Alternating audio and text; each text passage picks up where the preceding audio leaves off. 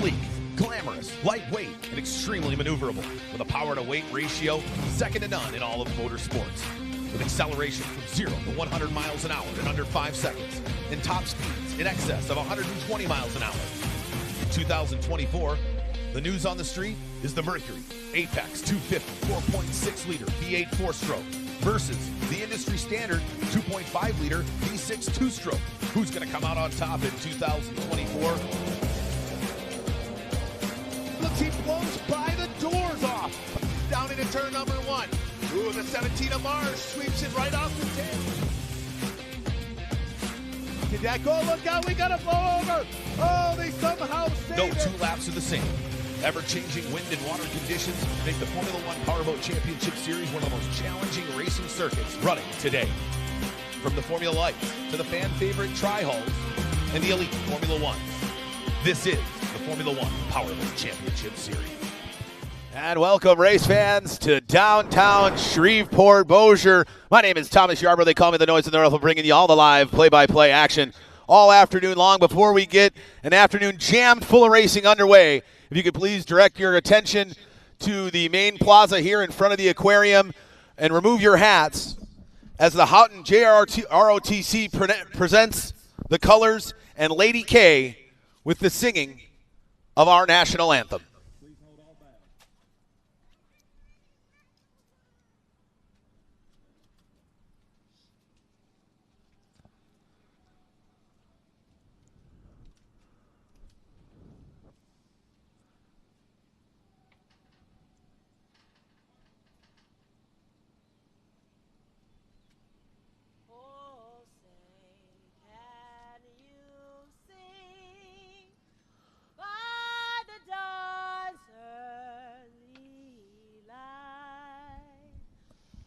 So proudly we hailed at the twilight's last gleaming, whose broad stripes and bright stars through the perilous fight, oh, the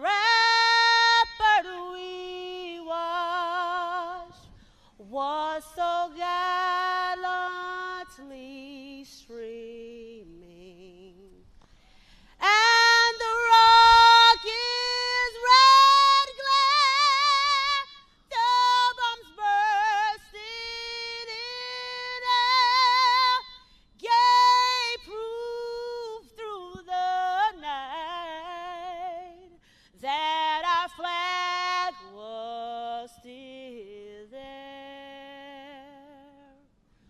Oh, say does that star-spangled banner yet wave? Oh, the land of the free and the home of the brave. Hey, ladies and gentlemen, give it a big round of applause for Lady K with our national anthem. All right, ladies and gentlemen, let's kick off this Red River Rumble 2024, round 2 of the Formula One Powerboat Championship Series. We started off the season about 4 hours southwest of here in Port Neches, Texas, down on the Gulf Coast, and we had a doozy of round 1 that saw the Mercury 4-stroke APX claim its first victory in the existence of the 4-stroke racing platform provided by Mercury Racing. The 4-strokes have only been out for a couple of years now, and finally making their way to the top spot on the podium in round 1. Behind the wheel of that APX 4-stroke was the number 93 of RJ West. We're going to see him out duking it out there today with the rest of our 15 top drivers from all across the United States. Our afternoon race schedule looks like this. We're going to start things off with the fan favorite Texas Tri-Hulls. We call them bumper boats at 65 miles an hour. These Glastron hull designed race boats have had decks put on the top, roll cages inside. We strap 110 cubic inch OMC Johnson or Evinrude outboard on the back. We've also got a new 4-stroke Mercury platform that's been a part of the Texas Tri-Hull class for the last year or so. And they're going to come out here and run on a very short 2-pin course. So if you're standing along the big plaza here, if you're on the Shreveport side of the Red River and you're looking out on over Bossier, you see the start-finish line, which is the checkered flag buoy out here right in front of me at the judges' stand. The yellow pin to the left is the Tri-Hull turn number 1. To my right, next to the train bridge, that yellow and orange combo buoy, that is turn 2. And that is all they run.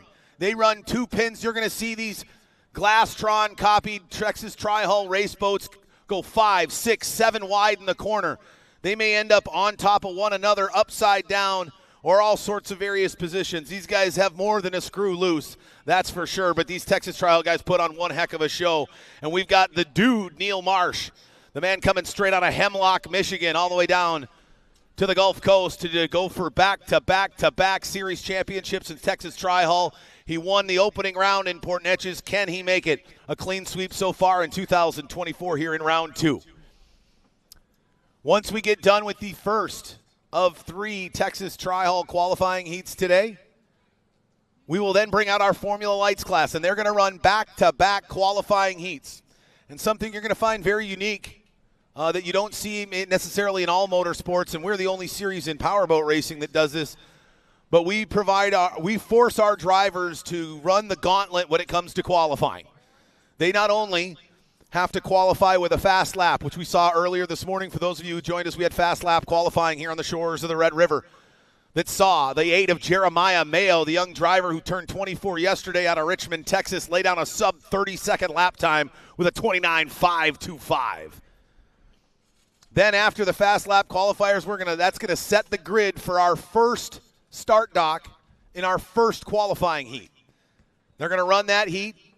Then we're gonna do what I like to call flip the script. Worst goes to first and first goes to worst. You win heat 1, you will start heat 2 at the back of the dock. And we do everything. I mentioned dock. We do everything here in a modified Le Mans start. Those of you who watch Formula One racing or a lot of different types of car racing, a Le Mans start, the car is in neutral, the motor is on. Red, yellow, green, let's go. Reason it's a modified Le Mans is we don't have a gearbox. There's no first gear, there's no neutral, there's no second gear. These are race boats, right? It's go. And so these boats will start from the dock without their motor on at all. All systems except for battery power will be completely off. We're going to count down from 1 minute to 20 seconds. Once you hear me say under starter's orders, there will be a boat out in the middle of the race course. You will see a big orange flag come up. When that flag goes down, you're going to hear these fire-breathing dragons come roaring to life. And they're going to start from way down on the south end of the course. They're going to run through the middle of the course all the way down to the north end, which is on the other, for the big boats, which is on the other side of the bridge, through turns 3 and 4. And once they cross the start-finish line for the first time, that will start their first lap for qualifying. We're going to do that both in Formula Lights and in Formula One. So we're going to have the Texas Tri-Hulls come out, and they're going to bang into each other at 60-plus miles an hour. We're going to bring out the Formula Lights for back-to-back qualifying heats. We're going to bring the Texas Tri-Hulls back out for their second of 3 qualifying heats today. And then we're going to bring out the Formula Ones as they're going to run back-to-back 6-minute plus 1 lap qualifying heats. We get about 15 or so laps. The reason we use time instead of laps is because this is a public waterway. We are beholden to certain governmental agencies that require that we only use the river for a certain amount of time. Well, as you can imagine, when wrecks and things occur, it delays our schedule at times, and so we have to adapt. So we run on time versus laps. It makes it much easier to ensure that we get all the qualified points and all the qualified racing in throughout our race weekend, because Mother Nature can be a doozy. We've seen an added element here to the Red River Rumble in 2024, the rain. There's been a lot of it lately. We can look out on the river. You look south of the course at the train bridge. You can see the debris that's hung up there. We've got diligent crews of volunteers and officials from the Formula One Powerboat Championship Series circling the river back and forth on the north side to ensure that we collect as much of that debris as possible. However, the debris could play a factor into who will be the 2024 Red River Rumble champion. It's going to be a war of attrition out there. The water's murky. The debris is hard to see, and we can't control Mother Nature. She's going to throw everything at these drivers. And whoever can navigate the water the best and get around this course out in front is going to be our champion. And it's going to be a big one because we've got just 2 more rounds after the Red River Rumble. You can see there coming out on the water now is the dude, the man out in front on the points championship for 2024 in the Texas Tri-Hull class. He is your 2-time defending series champion in Texas Tri-Hull. He's out of Hemlock, Michigan. He's basically got every small business within a 90-mile radius sponsored on the side of that 17 blue machine. But he trucks it down here multiple times a year from Michigan. It's 20-some hours, but he loves it. And he sure does make his competitors pay for all those long hours behind the wheel because he comes down and puts a whooping on these boys from time to time. He did it in Port Neches in the opening round, winning for the 3rd consecutive year at Port Neches Riverfest just about 3 weeks ago. He's never raced here in Shreveport-Bossier. He's never run on the Red River, but he always, as he told me yesterday, I always love collecting new hardware from a new body of water because it just makes the rest of the guys know that it doesn't matter where we race, when we race, what the water looks like. The 17 in Neil Marsh is going to be at or near the top, so keep your eye out for the dude here coming down from the north end of the course. And we got 2 boats sitting side by side out there on the middle of the race course there. That's the number 5 of Ruben Stafford and that Ameristar roofing machine. He's got one of those new Mercury 4-stroke motors on the back of his Texas Tri-Hull. It's really, the 4-stroke has really started to gain a lot of ground in the Texas Tri-Hull class. Ruben coming back after a few years behind from behind the wheel, getting back into a Texas Tri-Hull, along with the number 1 of Corey Walker. So if we take a look at our point standings after round 1, as the aforementioned 2-time defending champion out in front with 322 points, the number 17 in Neil Marsh. You can find all the point standings, all our other dates, and all our social media platforms and everything Formula One Powerboat Championship at Formula1PowerboatChampionship.com. You can check us out on Facebook, YouTube, Instagram. We will be streaming all of our races today, tomorrow, live on our YouTube channel. You see some unbelievable drone footage, overheads of these boats ripping at 100+ miles an hour. As you can see, all these boats are starting to collect down here in front. What they're doing is they're checking for their starting order. In Texas Tri-Hull, because these aren't tunnel boats, we do things a little bit different. They do a rolling start, so 2x2, like you would see in NASCAR or a lot of other forms of racing, and they're in gear. And they're paced by our jet ski. Jared is his name. We call him Jet Ski Jared. He has been a great integral part of our official rescue team and the sport rescue crew who takes care of all of our drivers every race. I mean, something happens to one of our drivers, these guys are there in 2 seconds. They get them out of the water. They're fantastic. With Jared also acts as our pace boat. So he'll pace them down the back stretch. They'll come back down the front stretch here. My chief referee, Doug Ray, is just to my right. He's the man with the flags. He will double check the roster to make sure everybody's in their staggered 2x2 lineup and everybody's in the right spot. Once they've done that, away we go. And you'll see that checkered flag drop. They'll punch the gas pedal to the floor, and we'll go racing here as we do our first of 3 7-lap qualifiers in the Texas Tri-Hull class.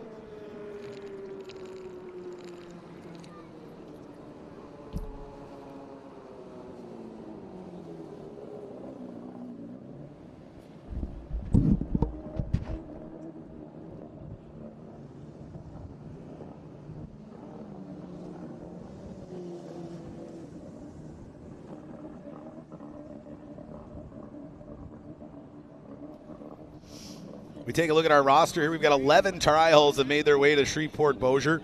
We did have a couple of late scratches, unfortunately, due to the tornadoes that hit eastern Oklahoma and far northeastern Texas. The duo of Aaron Green, the man out of White, Texas. That's right, Aaron, if you're watching, which you probably are. I made sure that you were in the correct state that you actually live in. And also the DD1 SM Services and Excavation of Andy Miller out of Disney, Oklahoma, was unable to make it due to the tornadoes in his area. But we've got some fantastic drivers from all over the country. We've got brothers racing against one another. We've got rookies with their first race ever. It's going to be a doozy out here in Texas Tri-Hall.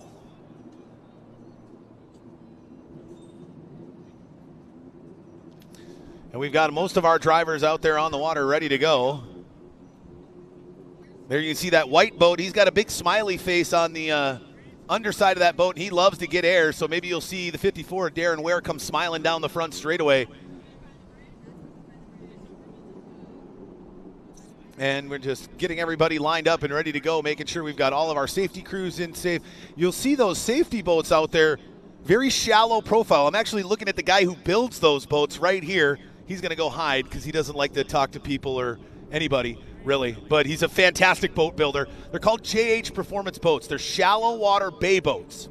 So imagine going in and trying to scoot through a foot of water, right? Where you may find some of that in the waterways here in northwestern Louisiana, where you need maybe a little bit of a shallower profile of your boat. Those JH Performance boats can run, I want to say, in like 8 to 12 inches of water is the least amount of water that they need. That's impressive. They're all hand-built by JH Performance Boats out of Richmond, Texas, but a fantastic sponsor they've been for the Formula One Powerboat Championship Series, and right, obviously the rescue boat of choice by the Sport Rescue Team, who's been our rescue team and their premier rescue team throughout the United States. You know, we've got 2 main rescue boats plus Jet Ski Jared that I had mentioned earlier, but on Rescue 1, we've got Marty, who's your driver, and then you've got Kai, who's your diver. We have a certified diver on every rescue boat, and Pat, who's the jumper. So we have a 3-man team on all of our boats. The driver gets our rescue guys in position. The diver is there to help get the driver out of the boat, administer oxygen, anything like that. And the jumper is there to assist getting the boat upright, getting it off the course, making sure the driver gets away from the boat safely, and the boat gets removed from the wreck area. These guys are fantastic. I hope you don't have to ever see what they do. But if it does happen, what a fantastic group we've got at Sport Rescue. Rescue 2, Reed and Dustin, we moved the jumper out of there as we only need one jumper. His biggest job is to help get the boats off the course. So we've got our Texas Tri-Hulls lined up there. We've got, see, there's the 88 of Josh Wells. And I picked up a new sponsor here this weekend, the 88 of Josh Wells. Brondo, it's What Boats Crave, the thirst mutilator on the 88 of Josh Wells. He's a wild man and a wild card for sure. He won the opening qualifying heat in round 1, struggled with some motor issues the rest of the weekend. Can the 88 of Josh Wells be the man that comes out in front early? Again, like I mentioned, we've got a couple of sets of brothers here in Texas Tri-Hull. The 37 of Mason Rinker and younger brother, the 52 of Tanner Rinker, are going to duke it out. There was some hardware at the last race for one of them, not the other, so maybe they're going to switch that up. Who knows? We might find both of them on the podium here at the Red River Rumble. And then the other set of brothers, the 13 of Grant Schubert, hopping over into the 6 boat this weekend as his younger brother Jack, 16 years old, steps into the cockpit for the first time in a Texas Tri-Hull running the number 13 JH Performance machine. It's going to be weird not calling it Grant, but saying Jack Schubert in the 13 boat, but that's going to be fantastic. Then we look at the 26 of Briston Sherman out of Wallace, Texas. He's going to be run out there, as well as the number 5 of Ruben Stafford, like I mentioned earlier. The 54 of Darren Ware. And we are missing one driver. He's still repairing his boat from the horrific damage it sustained last race as he came out of a corner, bounced off one boat, got airborne, and then landed on another boat and punctured a basketball-sized hole in the side of his boat. Well, it's fiberglass, it's thick, it's heavy, he's busy. Life happens, right? Well, Mullet, as we affectionately call him, Cole Waring, number 69, not able to make it today, but I have been told that he will be flying in by the seat of his pants tonight, and here's why. We have a huge team on the Formula One Powerboat Championship Series. They're called the Outlaw F1 team. Well, they've got 4 Tri-Hulls and 4 F1 boats. And each of those groups of drivers have a bet at every race. Whoever finishes last on their team in F1 and in Tri-Hull has to do some sort of punishment. After the first race in Freeport, Texas, 2 of the drivers had to wear their shoes on the wrong feet for an entire week. That's school, work, wherever you are, the left on the right on the left. Last race, it was a spray tan punishment, which I thought was quite good. They have not told me what their new punishment is for this race. Oh, it sounds like people around me know. I might have to find that out, squeeze it out of them. But imagine a guy who gets last in his race boat having to go head to toe with like bright orange bodybuilder spray tan. And that's what they had to do for a week. So I'm excited to hear what's going to happen here. There is one of those guys that's hoping to not win the last place trophy for their team. That's the 26 of Briston Sherman. Looks like we're just waiting for the brothers Rinker, Mason and Tanner. The 52 and 37 are the final boats that are making their way down the course. The tri-hulls take a little bit longer to get going now because we have to put them in on a boat ramp about half mile downriver. However, we will anchor them all here and they'll stay in the water. Here comes the one of Corey Walker. And the rest of the boats circling their way down to the north end of the course so we can get this first of 3 qualifying heats in Texas Tri-Hull underway here at the 2024 Red River Rumble. Brought to you by our great sponsors here. Bossier Police Jury, proud sponsor of the 2024 Red River Rumble Powerboat Showdown. Margaritaville Hotel and Casino, the exclusive casino sponsor of the 2024 Red River Rumble F1 Powerboat Showdown. There's more to Island Time at Margaritaville, Bossier City. Raising Cane's Chicken Fingers. When you're heading home after the race, head on into Raising Cane's Chicken Fingers. Cane's hand-battered chicken fingers are delicious, and secret sauce is the perfect way to feed your appetite. Raising Cane's Chicken Fingers, one love. All right, we've got them all down there at the north end of the course. Everybody's getting ready to go. Again, we got a big shout-out to the Red River Waterway Commission, the Shreveport-Bossier Sports Commission, the Shreveport Aquarium. Don't miss alligator snapping turtle feeding Saturdays at 2:30. See these ravenous reptiles in action at the Shreveport Aquarium. And the great folks at Conterra Networks. Conterra Networks delivers lightning-fast internet to keep your business running at the speed of today's world.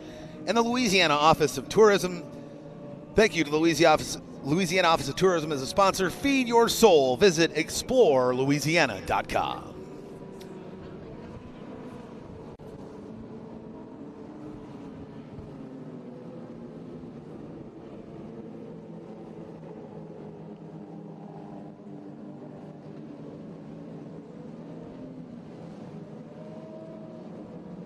All right, as you can see, our Pace Jet Ski Jared there leading them all the way down to the far end of the course.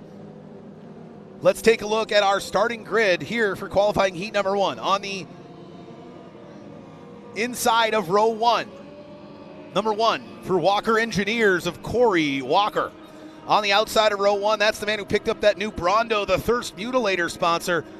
He goes by the name of Not Sure, also known as Josh Wells, the number 88 boat, coming on the outside of row number 1. On the inside of row 2, that's the 33 John Deere Green of Mr. John Ottinger, and that all green tri-hull machine. On the outside of row 2, the number 5 of Ruben Stafford in that Daybreak Bar and Grill machine.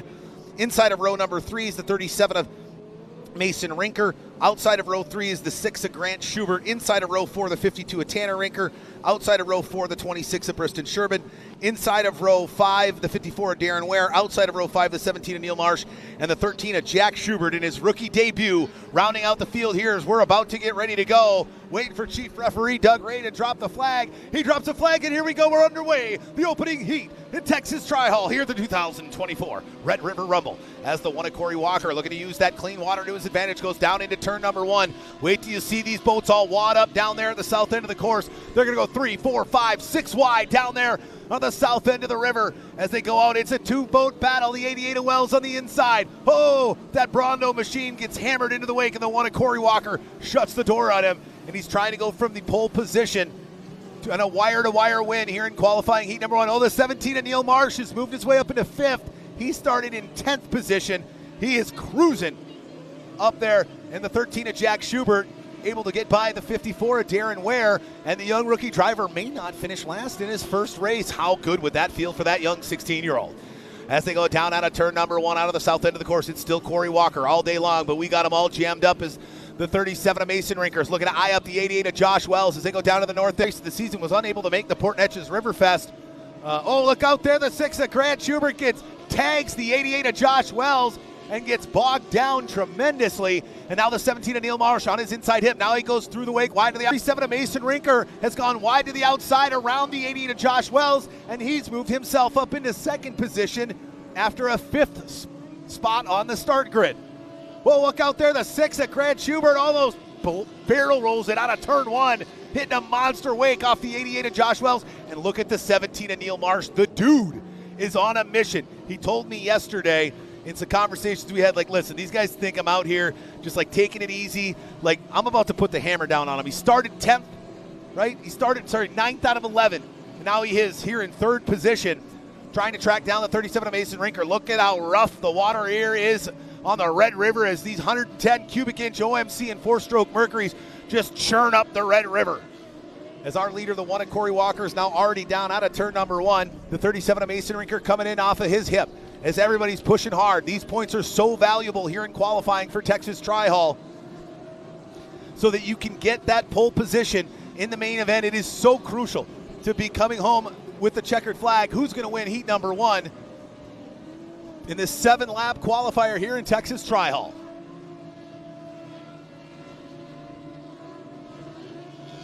There goes the 54 of Darren Ware. There's our white flag, the 13 of Jack Schubert trying to stay on the lead lap, the 1 of Corey Walker. Now on his final lap around. There's the 37 of Mason Rinker in 2nd, the 17 of Neil Marsh in 3rd as they're clipping close, but nobody seems to have an answer for the number 1 of Corey Walker.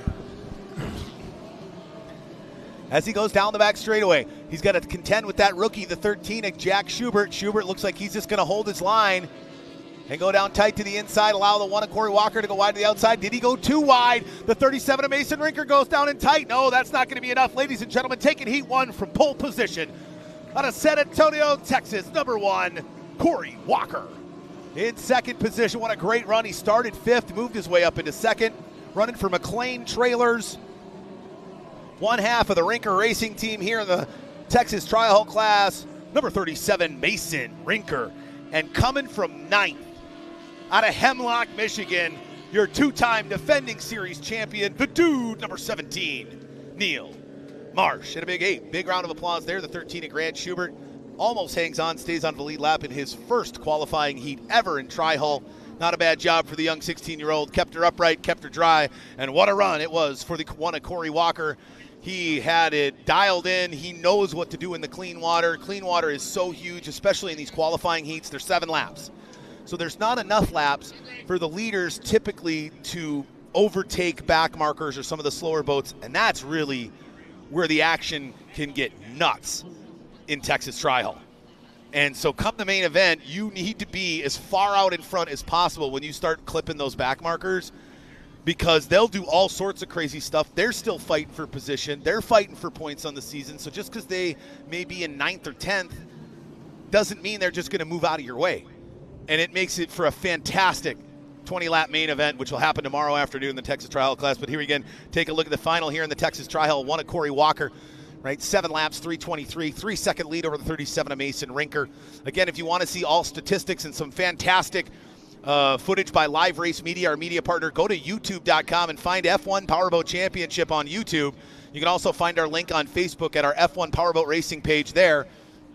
And you can see all the statistics for everything F1 Powerboat Championship related. Again, Corey Walker taking it, Mason Rinker, the 37, second. Neil Marsh coming from 9th to 3rd. What a run. The 6 of Grant Schubert in 4th. The 52 of Tanner Rinker coming in 5th. In 6th, and rounding out the top 6 was that Brondo, the Thirst Mutilator, number 88 of Josh Wells.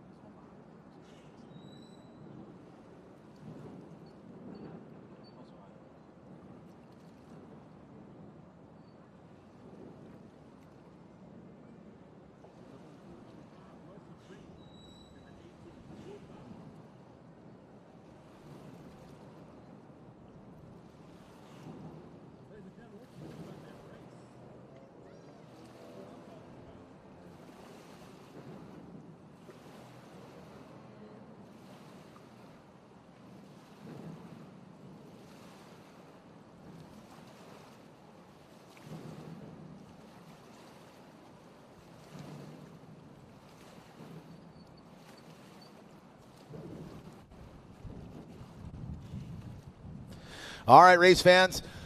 Well, we're getting the Formula Lights on the water here. We've got just a couple of them here, so we got a few-minute break. Get yourself an ice-cold beverage, get some great food. I had one of these barbecue plates from the aquarium in the space behind us. I apologize, I don't know their names, but fantastic food. We've got the Formula One Powerboat Championship merch tent. You can check out our merch tent. We've got all the swag, hats, koozies, unbelievably cool T-shirts. Make sure you grab a Sharpie. Maybe you'll catch a signature from one of our fantastic drivers. But we've got all sorts of great merch, every different type of color of hat under the sun. We've got trucker hats. We've got flex fit hats. We've got tank tops. We've got women's sizes, men's sizes.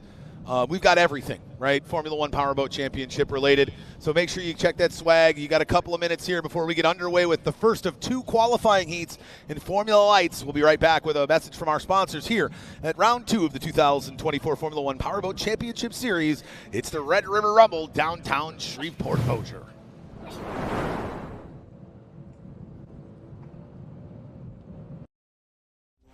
Mercury Racing was forged in the heat of competition. The will to win is in our DNA. Competition isn't just what we do, it's our proving ground.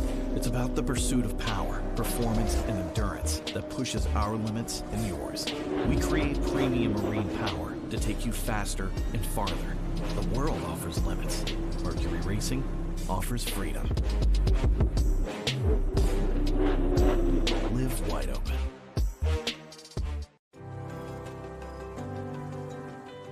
Conterra Networks creates custom technology-based network solutions for businesses of all sizes nationwide.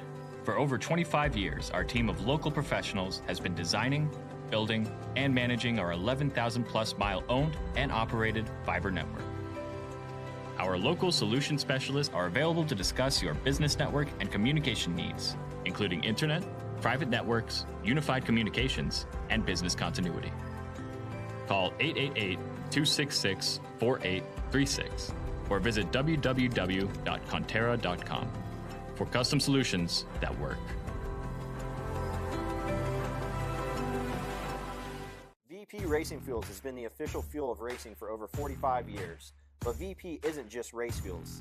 VP offers a wide range of oils, additives, and our new Stay Frosty coolants to help keep your street car, tow vehicle, or weekend warrior running at its best. VP products are engineered to keep your vehicle running smooth and looking great for your daily commute with our octane boosters, fuel treatments, and quick detailing products. Explore VP's full product line at vpracingfuels.com. In my Louisiana, jazz has a way of making me sway. Cajun goes way into the night. Zydeco is the only way to move me. That's right. In my Louisiana, blues is a way of life. When you find your Louisiana, you feed your soul. The Shreveport-Bossier Sports Commission is here to help you with your amateur, collegiate, professional, or Olympic sporting event. Centrally located in the Arklatex area, Shreveport-Bossier is a premier sports destination, ideal for hosting sporting events of any size. With our wide variety of venues, including stadiums, convention centers, rivers, and universities, we are sure to have the perfect location for any event. Our team is ready to make your event a success. Visit us online at ShreveportBossierSports.com or on Facebook at Shreveport-Bossier Sports Commission and let us host your next event. All right, race fans. Again, we couldn't be here without our fantastic sponsors, both of the Red River Rumble and the 2024 Formula One Powerboat Championship Series. You can see we got the Formula Lights out on the water, so unlike the last heat races you just watched, where the Texas Tri-Hulls go 2x2 in a rolling start, we are going to do a dock start here in the Formula Lights class. We call this a modified Le Mans start. So these boats are going to be lined up first through fifth based on their fast lap qualifiers from earlier today, which saw the 12 of Trident Schleicher nip the 35 of Mark Schmierbach. So you're going to see that green boat with Clover Construction on the side. It's going to be on pole. Second in Formula Lights is going to be the number 35 of Mark Schmierbach. Again, like I mentioned, the 12 of Trident Schleicher in that green Clover Construction machine is your pole sitter. He laid down a lap time of 25.314. The 35 of Mark Schmierbach in that red white, yellow, and orange Pizza Inn sponsored machine. The driver out of Greenfield, Wisconsin, laid down, listen to this, a 25.425. So a 25.314 to a 25.425 were our top 2 times, but not to be outdone. Just a few tenths of a second behind the 35 of Mark Schmierbach. The other half of the Clover Construction team, that's that brand new Hoffman Composite Formula Light, all white, number 24, just like her dad. And that all white Hoffman Composite Formula Light machine, the number 24 of Shelby Love. In 4th position, running for that Liquid Revolutions racing team, that's the all white with black trim on the lid for the number 66. Of Randy Parch running that Evolution machine. All right. And then rounding out the field is the number 2, red, white, and blue of Travis Thompson. But joining me now,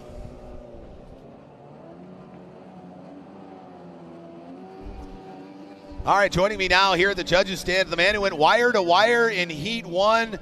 Boy, Corey, you dusted off. You dusted everything off. You missed Port Neches. You moved to San Antonio area. You came out here, you draw the inside of lane 1, and you ran it like you stole it. Yeah, I got a good draw. Okay, what's that?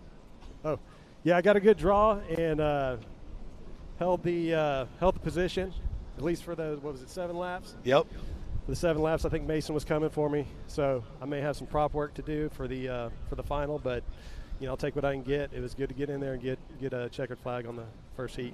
Yeah, they say points in heat number 1 are crucial, right? Like, if you want a shot at the pole position, you got to finish like top 3 in Heat 1. And obviously, it's all a part of the draw. Yeah, you did see the 37 of Mason Rinker. No surprise if I tell you Neil Marsh was 3rd, started 9th. Oh, wow. Yeah. I don't know what to say about that. I mean, there's not much to say. The guy's the 2-time defending champion. I know you guys all want to knock him off, yes, or at least knock him down a peg, that's for sure.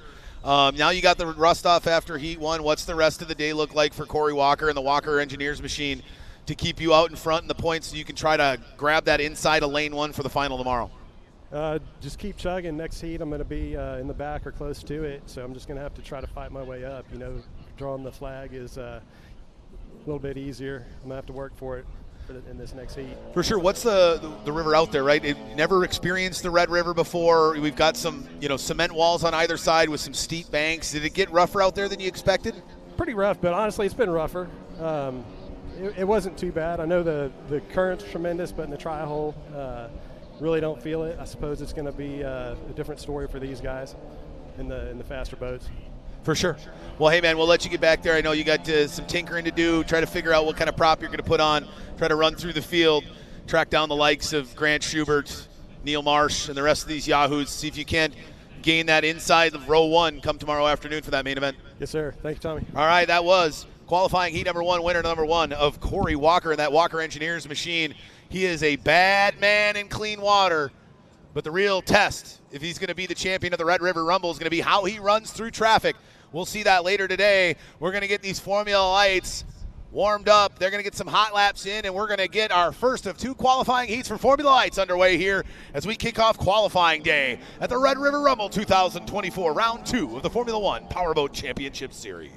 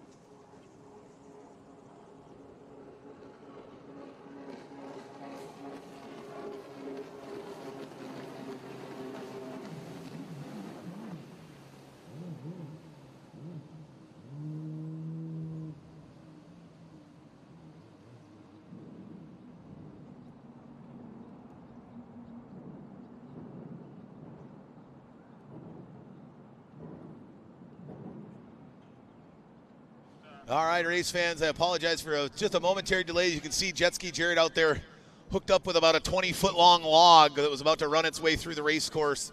You can imagine a 14-foot boat that weighs 800 pounds with the driver in it is going to make it very difficult out there. But it looks like we got a test flag going up, so everybody make sure you watch out just inside that yellow and orange buoy. You can see that big orange flag that goes up? That's our starter. You're going to hear me count down in 10-second increments from 1 minute to 20 seconds. When I get to 20 seconds, I'm going to turn it over to that starter. He's going to drop that orange flag, and these two-cylinder 49.5 cubic inch OMCs are going to come roaring to life. They're going to go through the middle of the course all the way down to the far end. They're going to come back around this cubed start-finish buoy here in front of the judges' stand, and then we're going to start lap 1 of this 5 minutes, 6 minutes, plus 1 lap qualifier here in Formula Lights. All right, we're just making all final preparations, getting everybody in line safety-wise from the sport rescue team, ensuring that we've got all the people in their right spots before we fire these 14-foot tunnel hulls to life. Again, these two-cylinder, right, 45 horse, right? This is a tiller motor on your fishing boat. 83.5 miles an hour is the kilo record in one of these. 83.5 miles an hour in a 45-horse tiller fishing motor. Fantastic. One of the longest running and most stable classes in all of powerboat racing anywhere in the world. And we're about to get underway with qualifying heat number 1 of 3. Ken Trident-Schleicher, stay on top.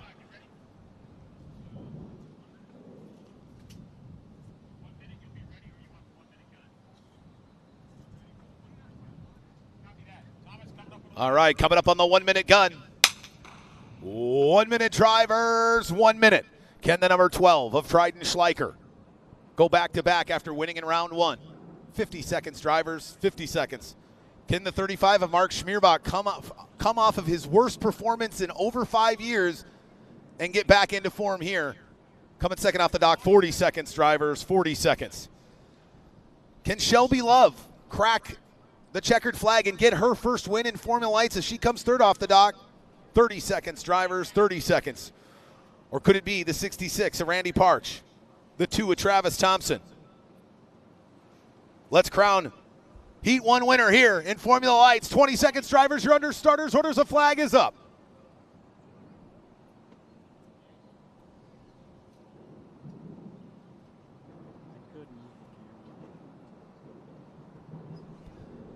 Ooh, looks like we had somebody jump the gun there. Oh, pole sitter Trident-Schleicher jumps the gun. Young man, you go from first to worst. He's going to go to the end of the dock. Just be happy it happened now and he didn't get tagged with a 1-lap penalty. Then he'd have to lap the entire field to win the race. He's actually counting his lucky stars, but hey, this is a young driver mistake, not surprising. He's got a lot to prove. He's got all the weight on his shoulders. He won his first race ever 3 weeks ago in Port Neches in round 1. He gets a little itchy on the trigger finger, jumps the gun here and moves himself to last off the start pontoon. And this is what that means. The 35 of Mark Schmierbach is now your pole sitter. Anybody who knows anything about Formula Lights, you do not want Mark Schmierbach to be a pole sitter. Right? On the pole, he is a tough driver to beat. And now Trident-Schleicher is going to have to work his way through the rest of the field to be able to catch the driver in that Pizza Inn machine. Looks like we're waiting for him to get back on the pontoon, back on the start pontoon in the proper place. All right, let's try that one more time. Coming up on the 1 minute gun. 1 minute drivers, 1 minute. Now on the pole, the 35 of Mark Schmierbach after the hiccup by the 12 of Trident-Schleicher. He's got that inside hole shot. Can he use it to his advantage? 50 seconds, drivers, 50 seconds. Now moving up one more spot is the 24 of Shelby Love. Now she's in second. Can she get a good jump and shut the door on the 35 of Mark Schmierbach and ride it to her first victory? 40 seconds, drivers, 40 seconds. Or will it be the 66 of Randy Parch? Or the 2 of Travis Thompson, who finished on the podium in round 1. 30 seconds, drivers, 30 seconds. All 5 drivers here could win any qualifying heat or any time on the water. Let's see who's going to take qualifying heat number 1. 20 seconds, drivers, you're under starters orders. He drops the flag. And they come off the beach. Who's going to get a good jump there? Looks like that's the 66 of Randy Parch. The 24 of Shelby Love does not get a good jump, and she gets doused down by the 35 of Schmierbach as she's now side by side with the 24 Love, and then there's the 2 of Thompson and the 12 of Schleicher going wide to the outside as they go way down to the far end of the Formula One course.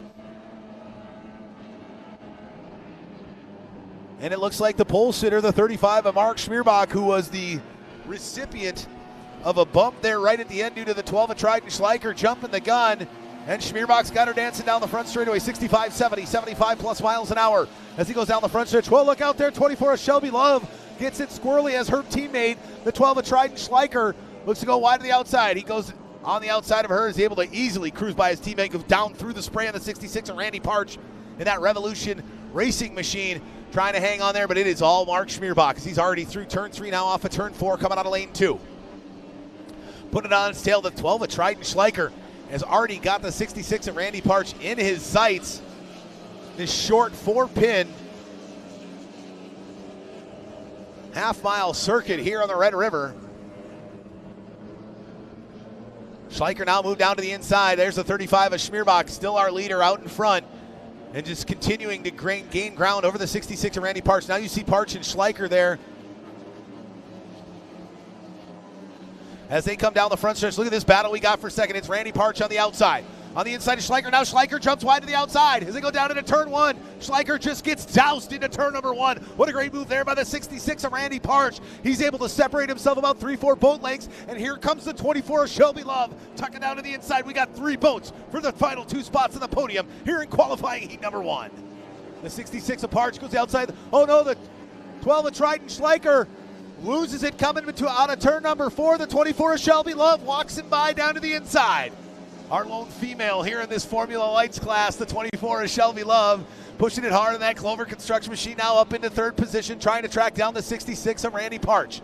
She's got a rear view mirror full of her teammate, the 12 of Triton Schleicher. Something happened to that boat down between turns 3 and 4 last lap. I don't know what it was. What a great pin-to-pin move there by the 24 of Shelby Love. This girl is learning how to wheel a Formula Light. I wouldn't give her more than 2-3 more years and we might see her in a big boat. She is figuring it out and figuring it out quick here as she continues to hunt down the 66 of Randy Parch. But it has been all Mark Schmierbach here in this Formula Lights. 6 minutes plus 1 lap, just about to the halfway mark here. Probably get about 17 to 20 laps here in this qualifying heat on this short little 4-pin course. Little donut course we got going on here. The 35 of Schmierbach now comes off of 1 and 2 and just puts it air under that tail, and right now he's in cruise control mode as he continues to walk away from the competition. The 66 of Randy Parch holding tight into that hard into that 2nd position. The 24 of Shelby Love up into 3rd, and I don't know what has gone on with the 12 of Triton Schleicher. My guess is his trim stuck. The way he's driving through the corners, he's not setting the boat, meaning that the boat, right, we use trim on these Formula Lights. They can go in and out.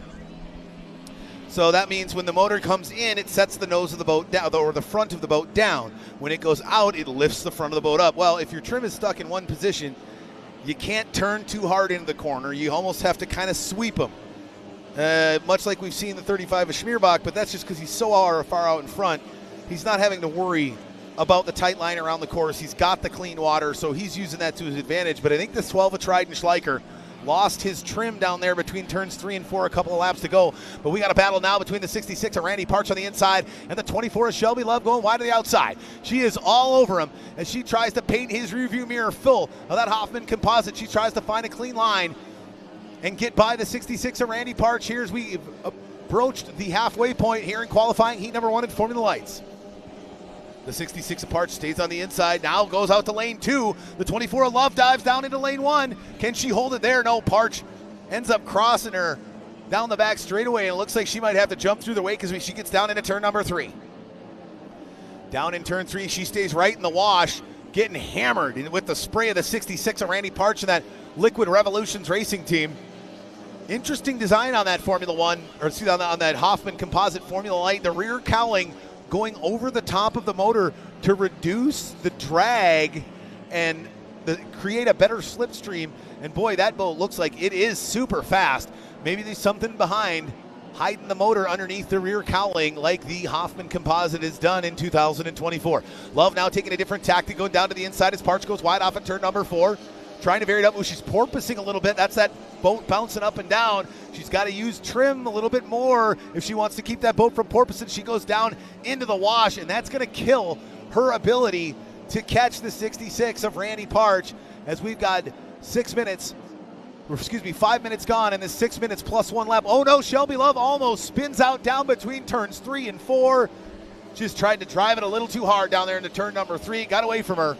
And the 66 of Randy Parch has got that gap again, and she's got to start all over with just less than 1 minute plus 1 lap here in this Formula Lights first of 2 qualifying heats here on Saturday. As the 35 of Mark Schmierbach, our leader, continues to push hard. Works his way off of turn number 4. You know, you can definitely tell that Mark has laid off a little bit. He's just trying to keep things in good condition. He had a mechanical failure in the final important etches in round 1, which is very uncharacteristic of him, so I think he's just trying to take it easy on the gear. More than anything, he's probably just watching for logs and other debris in the river, because that could spell disaster for a boat that otherwise seems to potentially be unstoppable. The 35 of Mark Schmierbach now works it down the front straightaway, crosses another lap off here. And it looks like next time around we're going to have our white flag here as we wrap up qualifying heat number 1. As we've 13 laps completed, as the 35 of Schmierbach comes around to complete lap number 14, white flag goes out. Green flag goes down, go fast, turn left, just 4 more times for the driver out of Greenfield, Wisconsin, running for Pizza Inn. Pizza Inn in Port Neches, Texas, a fantastic pizza joint, longtime sponsor of Mark Schmierbach and the BB Racing team. As Schmierbach walks it down the back straightaway, he is in absolute cruise control mode. As he comes off of turn number 3. Now out of turn number 4, ladies and gentlemen, put your hands together. Taking qualifying heat number 1, the 35 of Mark Schmierbach. Then it's the 66 of Randy Parch, and we got a battle for 3rd and 4th. Holding on to 3rd, the 24 of Shelby Love. 4th, the 12 of Trident Schleicher. And something happened to the 2 of Travis Thompson. He just cannot find that top power in that number 2 Thompson Racing machine with the stars and stripes as he rounds out this 5-boat field in 5th. So we're going to bring them back to the dock, and we're going to flip that script. Worst goes to first. First goes to worst. So our winner from Heat 1, Mark Schmierbach, he now goes to 5th. Travis Thompson starts on the pole.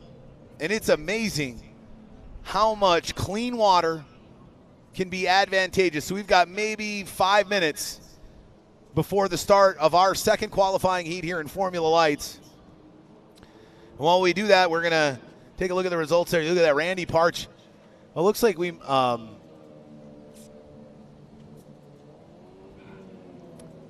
looks like the 35 of Mark Schmierbach was the winner, followed by the 66 of Randy Parch, then the 24 of Shelby Love, and in 4th then Trident Schleicher, and then in the top 5, then in 5th the 2 of Travis Thompson.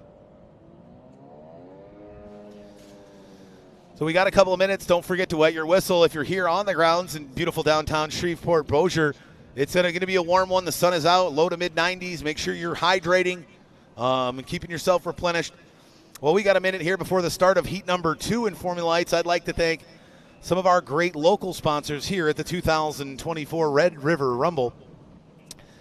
Margaritaville, the exclusive casino sponsor of the 2024 Red River Rumble F1 Powerboat Showdown. Get better odds with the hottest slots and electrifying table games at Margaritaville Resort and Casino in Bossier City. Tropic like it's hot with electrifying headlining entertainment at Margaritaville. Check them out at margaritaville.com, right across from the Racecourse Central here in beautiful Bossier City, Margaritaville Hotel Casino. The Red River Waterway Commission. We really appreciate the Red River Waterway Commission being a fantastic sponsor of the Red River Rumble here in 2024. What a great folks they are. They take care of this beautiful waterway that runs from just out of southwestern Arkansas all the way down through the beautiful state of Louisiana, the Red River Waterway Commission. Also the Shreveport-Bossier Sports Commission. Thank you for being a sponsor of the 2024 Red River Rumble F1 Powerboat Showdown here in Shreveport-Bossier. Check them out at ShreveportBossiersports.org. Find out all the events and athletic happenings and everything going on in the greater Shreveport-Bossier sports community. Louisiana Office of Tourism. Feed your soul. Check them out at explorelouisiana.com. Thank you for being a sponsor of the 2024 Red River Rumble. Again, visit explorelouisiana.com. Conterra Networks. Conterra Networks delivering lightning-fast internet to keep your business running at the speed of today's world. Conterra Networks. And the Shreveport Aquarium. They've got alligators and snapping turtle feedings at 2:30 on Saturdays. The baby gator talks and feedings are a must-see, happening Fridays and Mondays at 1:30. Check out the Shreveport Aquarium online and find out all the great family fun at the Shreveport Aquarium. The Bossier Police Jury, a proud sponsor of the 2024 Red River Rumble Powerboat Showdown. Thank you to the great folks at the Bossier Police Jury. And Caddo Parish. The Parish of Caddo is a proud sponsor of this year's Red River Rumble Formula One Powerboat Championships. We welcome you to our area and invite you to enjoy our food, recreation, and fun. Hey, why don't you stay a while? Caddo Parish. All right, looks like we've got them lined up and ready to go here for qualifying heat number 2 here in Formula Lights. We've flipped that script. Let's do it one more time. Here as we finish up Formula Lights qualifying here on Saturday at the 2024 Red River Rumble. Here we go, coming up on the 1-minute gun. 1 minute drivers, 1 minute. Can the two of Travis Thompson get out in front and play defense and try to grab some podium spot points here in qualifying heat number 2 as he starts from pole? 50 seconds, drivers, 50 seconds. Will the 12 of Trident Schleicher figure out what happened in qualifying heat 1, correct it, and run it all the way to the checkered flag here in heat 2? That's a possibility. 40 seconds, drivers, 40 seconds. Could the 24 of Shelby Love crack her first checkered flag ever in a Formula Lights?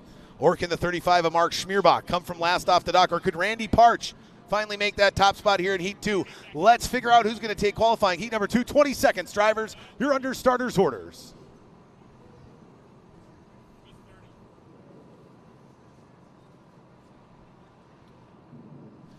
As he drops the flag. Oh, no, he didn't drop it yet. There he goes. He drops the flag now. As they come to life, a nice jump there by the 2 of Thompson and the 24 of Love. Boy, it looks like the 12 of Schleicher still struggling a little bit as he does not get a good jump. And the 35 of Schmierbach wide to the outside. Now he's got to maintain his lane past the commitment buoy. Here comes the 12 of Schleicher, finally starting to catch up. He gets by. And it's 24 of Shelby Love, and the 66 of Parch gets together with the 12 of Schleicher. Oh, look out there down at turn 4. Oh, Trident Schleicher and the 66 of Randy Parch collide down in turn number 4. I don't know if this 12 of Schleicher even saw him coming, as Parch was wide to the outside, and he went up and over the top of the number 12 of Trident Schleicher. It looks like both boats are upright, both drivers are dry, but the real question is getting those boats to the crane, depending on how much damage has been sustained by the 66 of Randy Parch and or the 12 of Trident Schleicher.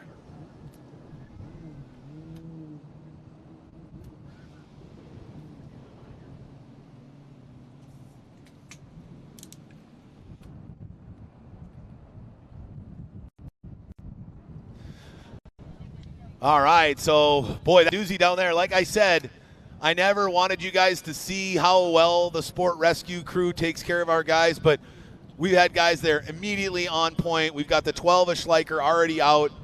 Looks like the 66 of Parch didn't really sustain too much damage, so he's okay. His boat is floating.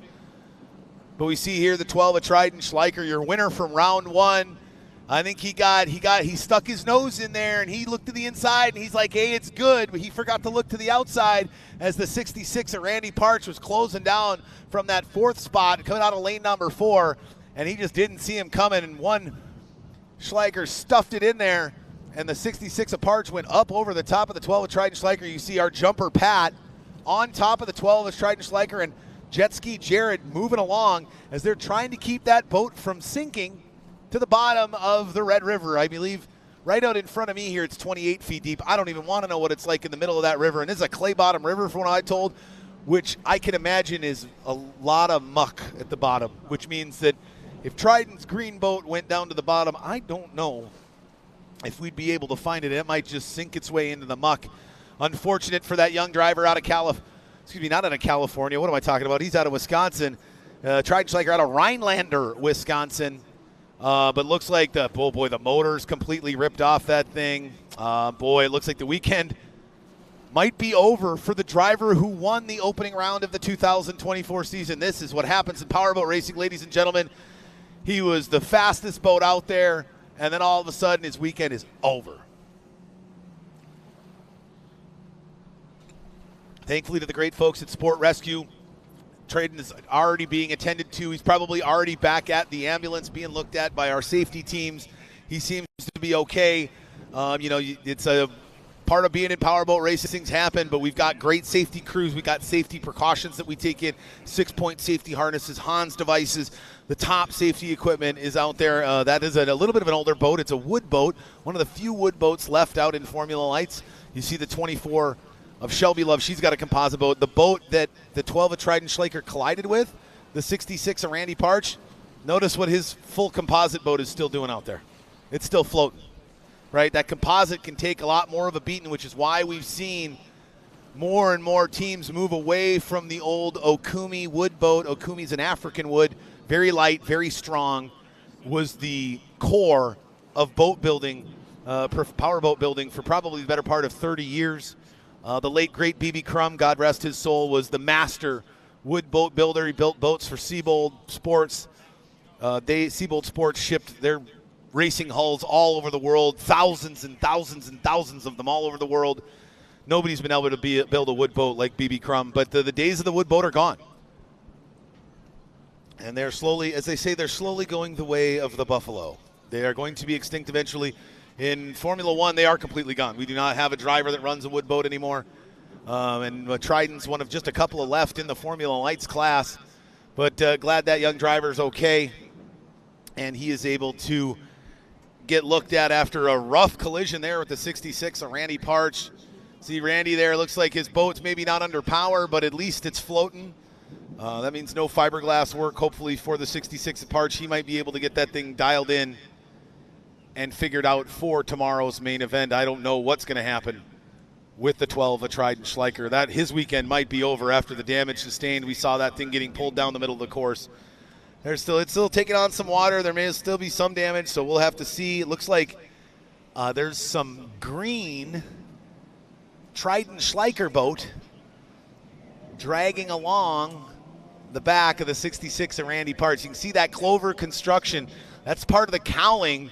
When Trident stuffed it down in there and Parch went over the top, he just kind of mowed down the cowling, and it looked like picked up of it some cables and whatnot into the lower unit and propeller on that Revolution-built Formula Light. Not the way he wanted his Saturday to go, but I don't know what happened. We're hoping that we got some replay on that. I don't know if I'm going to be able to show that live, but hopefully our recorded show. By the way, we're going to have recorded shows on Amazon Prime, on the Speed Sport 1 channel on Amazon Prime. Make sure you keep your eye out. We're going to have the first show, round 1 from Port Neches, and then we'll have round 2 from here at the Red River Rumble in downtown Shreveport-Bossier.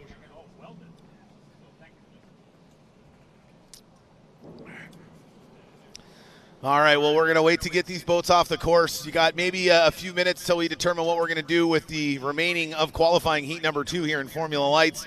We're going to take a couple of words from our sponsors here. We'll be right back with more racing action here in the continuation of qualifying heat number 2 here in Formula Lights at the 2024 Red River Rumble.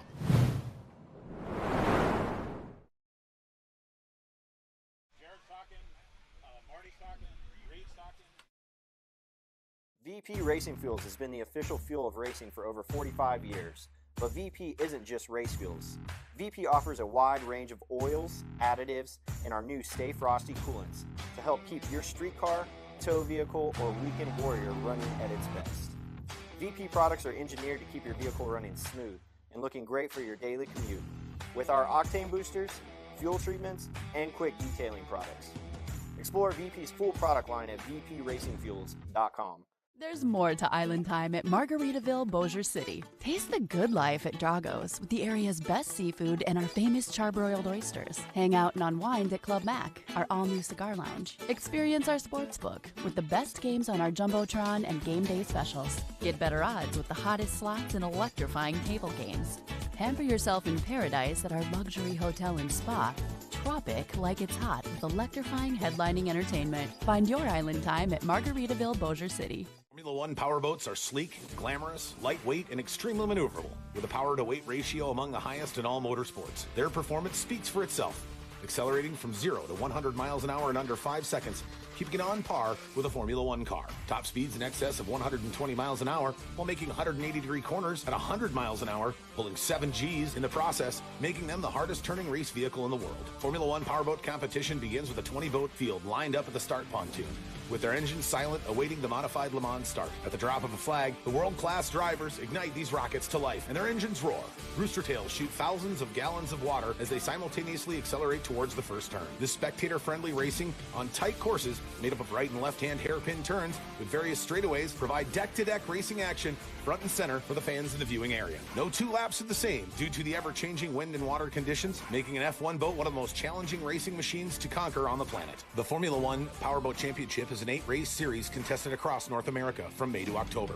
Established in 2017, the series features weekend-long community events highlighted by the Formula One boats capable of speeds in excess of 120 miles an hour. Along with support classes of Tri-Hull and Formula Lights, the family-friendly, up-close and personal sponson-banging competition creates thrills rarely experienced by motorsport racing fans. U.S. powerboat racing heritage began in 1903, formation of the national governing body, the American Powerboat Association, that still governs today. Formula One racing for the last 6 decades has been the pinnacle classification in powerboat racing, recognized as one of the world's most spectacular racing vehicles. The F1 boat's lightning-quick acceleration combined with its razor-sharp turns, creating the unique non-stop action on the water. The races are more than a series of one-day events. They have evolved into marquee, multi-interest, weekend-long community festivals. Formula One Powerboat Championship Series produces some of the largest entertainment events in the major markets they visit, attracting tourism dollars to the local economy, while entertaining huge global audience. Large on-site event attendance and coupled with mass media exposure through various channels regionally, nationally, and internationally, our live streaming programs give each event global reach on various social and traditional channels, reaching millions of fans. All right, ladies and gentlemen, still again clearing out some of the debris, getting the 12 of Trident Schleicher's Formula Light on the water.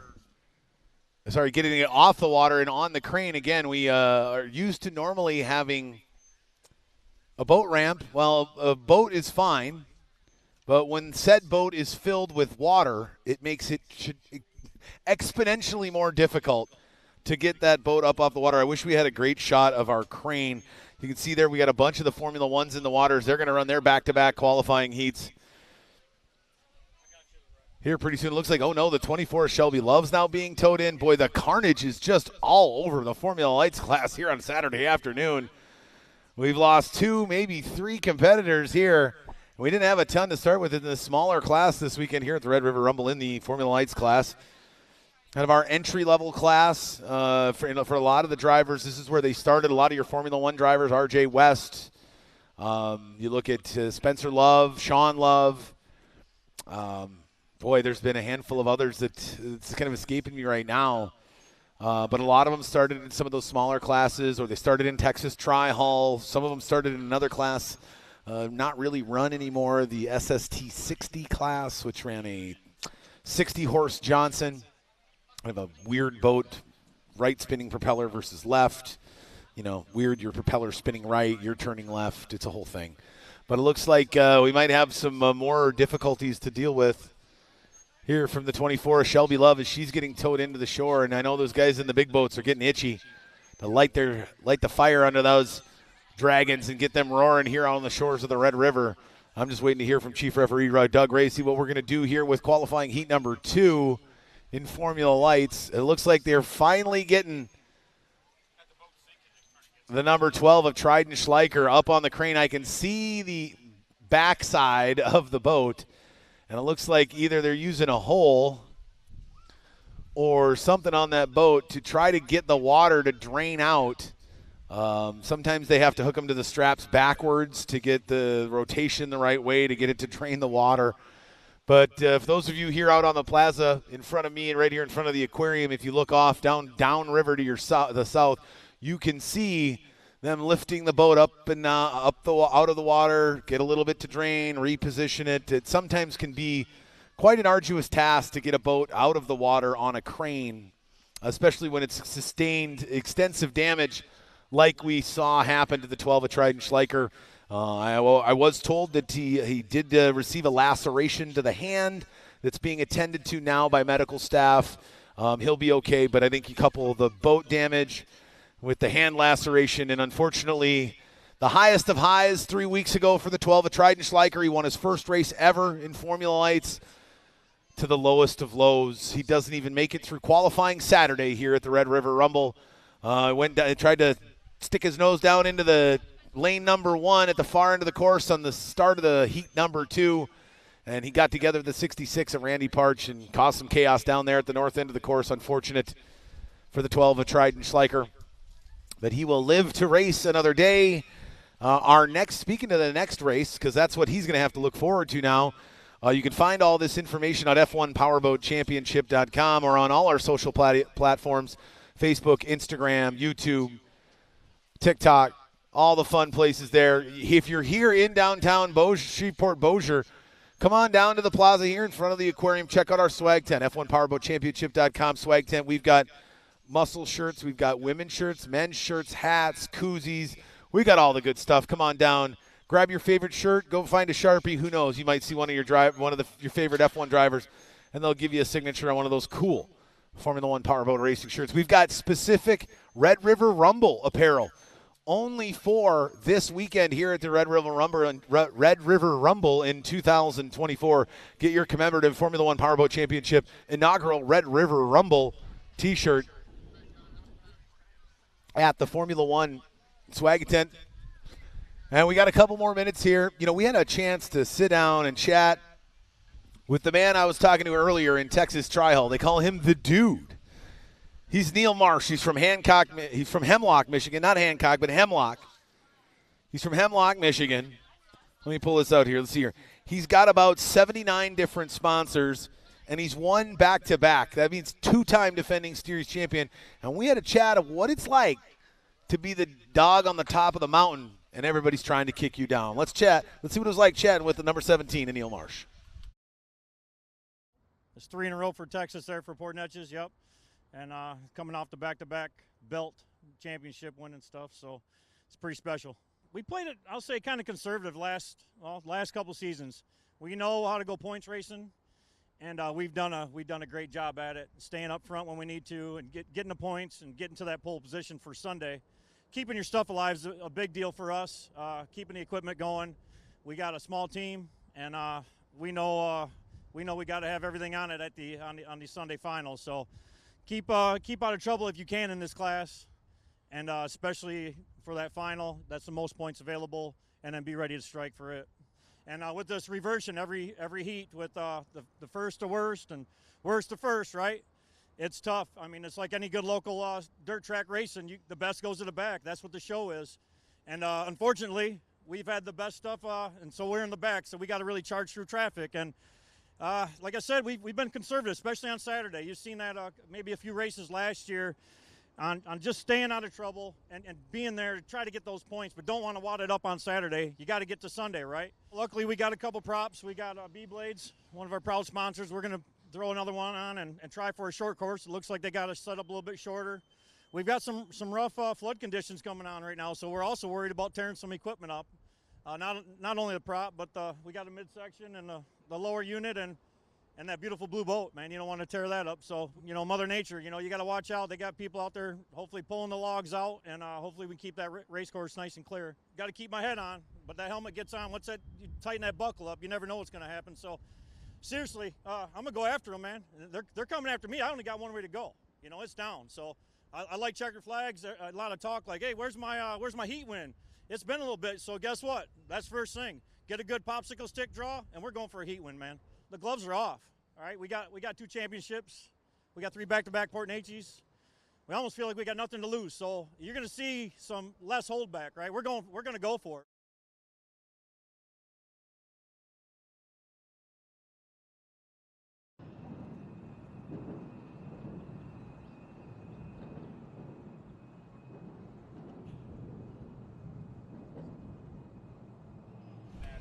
All right. Well,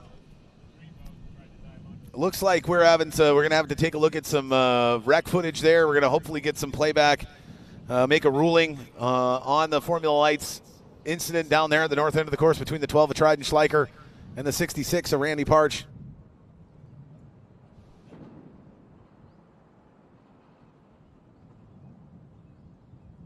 Looks like, unfortunately, we didn't have any good footage or good enough footage to be able to make any determination if there was any rules violations down there in turn one. That's a tricky thing about powerboat racing. A wall of water makes it real difficult to see sometimes, but it looks like they are now finally getting the 66 Randy Parch's boat onto the crane and getting him out of the water, as his boat was, looks like it did sustain a little bit of damage there. Not maybe nearly as much as the 12 of Trident Schleicher, but he was sinking a little bit there, taking on water towards the end. And they've got him on the crane and gotten him hooked up and ready to go. But you can see, I know you're all itching. I am too, trust me. We got those big Formula One boats sitting out there. They've been out there for a while. These guys have been just sweating in those carbon fiber cockpits. I can assure you there is nothing warmer than the inside of one of those Formula One cockpit right now. You're probably looking in temperatures in excess of 110, 115 degrees minimum inside those cockpits. Those are all black carbon fiber. It does not breathe. It is very dark, and it absorbs every ounce of heat and light.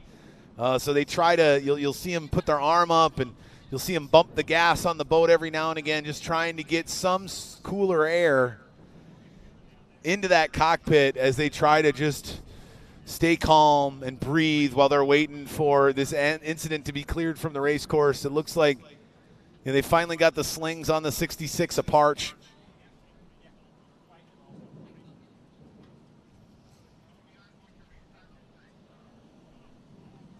And I did just get word that looks like we are going to restart this race.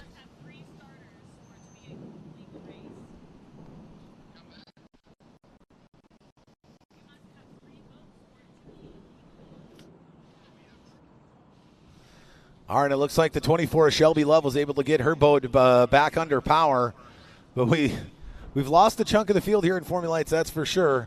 Looks like we've got some more debris coming down the river as well, as it just keeps clipping here on the Red River. We got a big log just outside the small course turn number 4 on the backside. You'll see the orange buoy there just south of the blue traffic bridge here on the north side of the judges stand. A nice big about 7-8 foot log. There it is. Hey, you found it. Our TV guys found it. Great folks at Live Race Media. It's amazing to me, and we're on it. I tell these guys as I'm talking to you, wherever you are across the world, if you're here in Shreveport-Bossier, thanks so much for coming out. Wherever you are, I just tell these guys, I give them landmarks on the course, and every time it's like within 10 seconds, they've got it. So this is the kind of stuff that we've been dealing with, right? Branches, trees. I think earlier today we found a telephone pole. A whole telephone pole that was river, but again, when flooding happens and, a lot funnels into the Red River, a lot of small creeks and tributaries that pick up junk along the way when we get these big rainstorms. And much like we're going to see at our next round, round 3 in Alton, Illinois, these bigger rivers tend to be collection points for debris. But thankfully we've got volunteers and great folks that ensure that the river stays clear while under racing conditions so that our guys don't. See, this is why I'm not in charge of this kind of stuff. We've got bigger logs further upriver. The ones that are in front of me now, they're like, hey, Tom, those are going to be through the course by the time we start. We're just going to let them flow on by. But they've got some bigger logs down on the north end of the course that they got to go grab before they start floating on the course. Oh, yeah, there's a big one way down there at the north end between turns 3 and 4. A big old log. We can see it floating there. Again, a great shot by the folks at Live Race Media. Fantastic. Always on top of the shots that we're looking for. But that is the kind of stuff, folks, that we're looking at home. Those of you at home, or those of you even here in downtown Shreveport-Bossier that got your phone out, pull up YouTube. You can see fantastic drone shots, live overhead shots of everything that I'm talking about here on our live feed on YouTube. Don't forget to subscribe to our YouTube channel. Get all the notifications for all of our content. Round 3 of the 2024 Formula One Powerboat Championships. Well, the Alton Midwest Nationals, Alton, Illinois, just other side of the river of St. Louis, Missouri. That is going to be an absolute fantastic event. We're expecting potential record boat counts in all classes in the Formula One Powerboat Championship Series. And harkens back to the old days of St. Louis that was the epicenter of tunnel boat racing in America for the better part of 2 decades. If you weren't at St. Louis, you weren't racing boats, that's for sure. The home of Bill Siebold, probably the most decorated tunnel boat driver to ever grace the water with over 900 racing victories in a race boat. Inducted into the Motorsports Hall of Fame. You go find Richard Petty, there'll be this guy right near him. His name's Bill Siebold. They got his boat in there in the Motorsports Hall of Fame. Somebody who I have the pleasure of calling a friend, a mentor, a father figure, a disciplinarian, the guy that, I would get in trouble when I wasn't listening. I grew up around Bill Siebold, Mr. Bill as we call him. So if you're watching at home watching Mr. Bill, I hope you're enjoying this great weekend here. I know we saw you in Port Neches. It looks like you weren't able to make it down here to Shreveport, but we got to see you in Alton. It's right in your backyard. I think there's a lot of people that are going to be excited for that race. That'll be round 3 of the 2024 Formula One Powerboat Championship Series, and then rounding out our season in mid-September, the 13th and 14th of September in Windsor, Colorado. Up at elevation at a mile high, we're going to be running, makes these engines act weird, and all sorts of crazy stuff can happen. And that'll wrap up our 2024 calendar season here on the Formula One Powerboat Championship Series. Yeah, you can see our rescue crew fishing it out. It's not necessarily a limb that we're fighting. It's more of the ones that are like a whole tree. So these guys are probably going to have to try to get a rope on that tree and just drag it through the race course downriver. You're not necessarily going to be able to get that up on the boat. You're not necessarily going to be able to do a whole lot with it. As you can see, our Reed there is just holding on to the trunk, and they're just going to drive that JH Performance boat. And those shallow water bay boats built with the highest quality materials. Check them out at jhperformance.com. But that JH Performance, is that an Outlaw? That an 18.5-foot Outlaw by JH Performance boats. I mean, talking a foot of water you can run in, and this is why we use them as our rescue boats, because they're so maneuverable. It's so easy to get the driver from the water up onto a backboard or anything like that. But serves fantastic help when we're trying to navigate logs or whole trees down a river like we're doing here today. Just part of what happens when Mother Nature decides to dump tons of rain in the region, especially north of here, and those tributaries and those waterways all flow into the Red River that runs its way northwest to southeast through the great state of Louisiana. I don't want to know what it looks like at the end of the river. It's probably all sorts of debris coming in from ladder points further downriver from Shreveport-Bossier. But we're picking up our fair share of debris, and this is the commitment that our guys make to ensure that these drivers can push at an excess speeds of 120 miles an hour and not worry about hitting a 14-foot log in the river.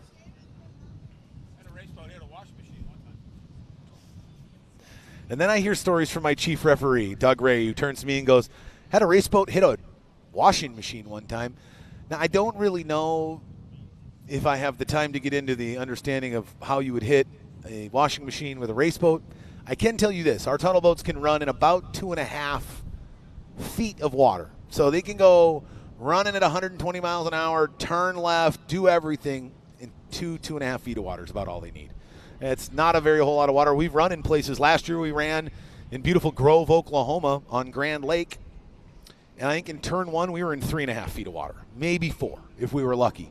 We did have a driver actually go over down in turn number 3, and when he went over, he got out of his boat and he stood up.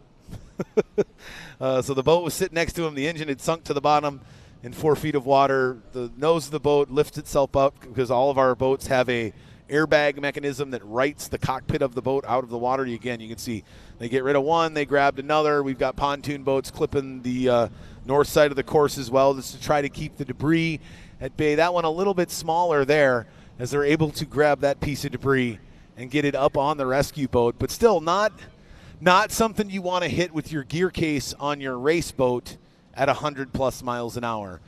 I mean, not to mention, the gear case is thousands of dollars. The propeller that's hooked to the gear case is thousands of dollars.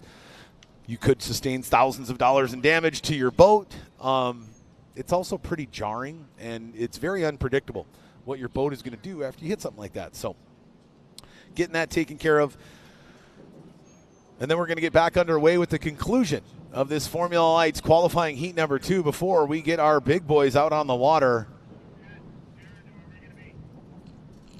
Looks like rescue crews are getting back into position so we can get ready to conclude qualifying heat number 2. Apologize for the delay a little bit. This is what happens with live racing. Here we go, 1 minute drivers, 1 minute. The man 35, Mark Schmierbach, he's now moved up into thirds. We've only got 3 left. It's him, Shelby Love, and the 2 of Travis Thompson.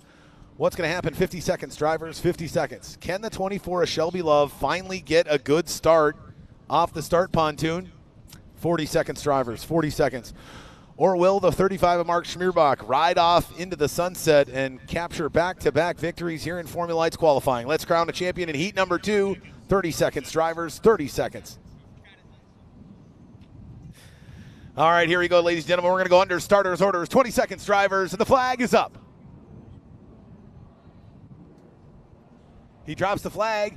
Let's see here. Oh, no, the 35 of Schmierbach doesn't fire. The 2 of Thompson and the 24 of Love get a little bit of a better jump as they come off. Now 24 of Love gets a way better jump than the 2 of Thompson. I don't know what's going on with that red, white, and blue machine, but here comes the 35 of Schmierbach after a bad start.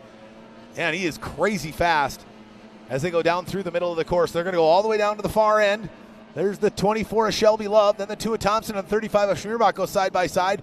Schmierbach shuts the door on the 2 of Thompson. He doesn't have to shut the door. He stays wide to the outside. Looks like he's just going to kind of wheel him to the outside. He does. Wheels that thing back up into second place, and now he's going to have to track down the young woman out in front. The number 24 of Shelby Love. Thousand Oaks, California is where she calls home. Clover Construction, the sponsor on the side as they go down into turn number 1. On the outside hip, it's the 35 of Schmierbach. On the inside, it's the 24 of Love. Now she's going to want to drive this back out into lane 2 to try to scrub up that speed. Oh boy, she cannot keep the top end of the 35 of Schmierbach. Almost catches her down into turn number 3. They go off turn 3. Now Schmierbach's going to gear it up again.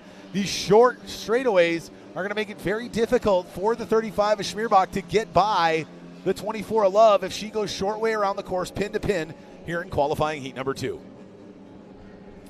See that there are JH Performance Boats. What a great sponsor they are here in 2023.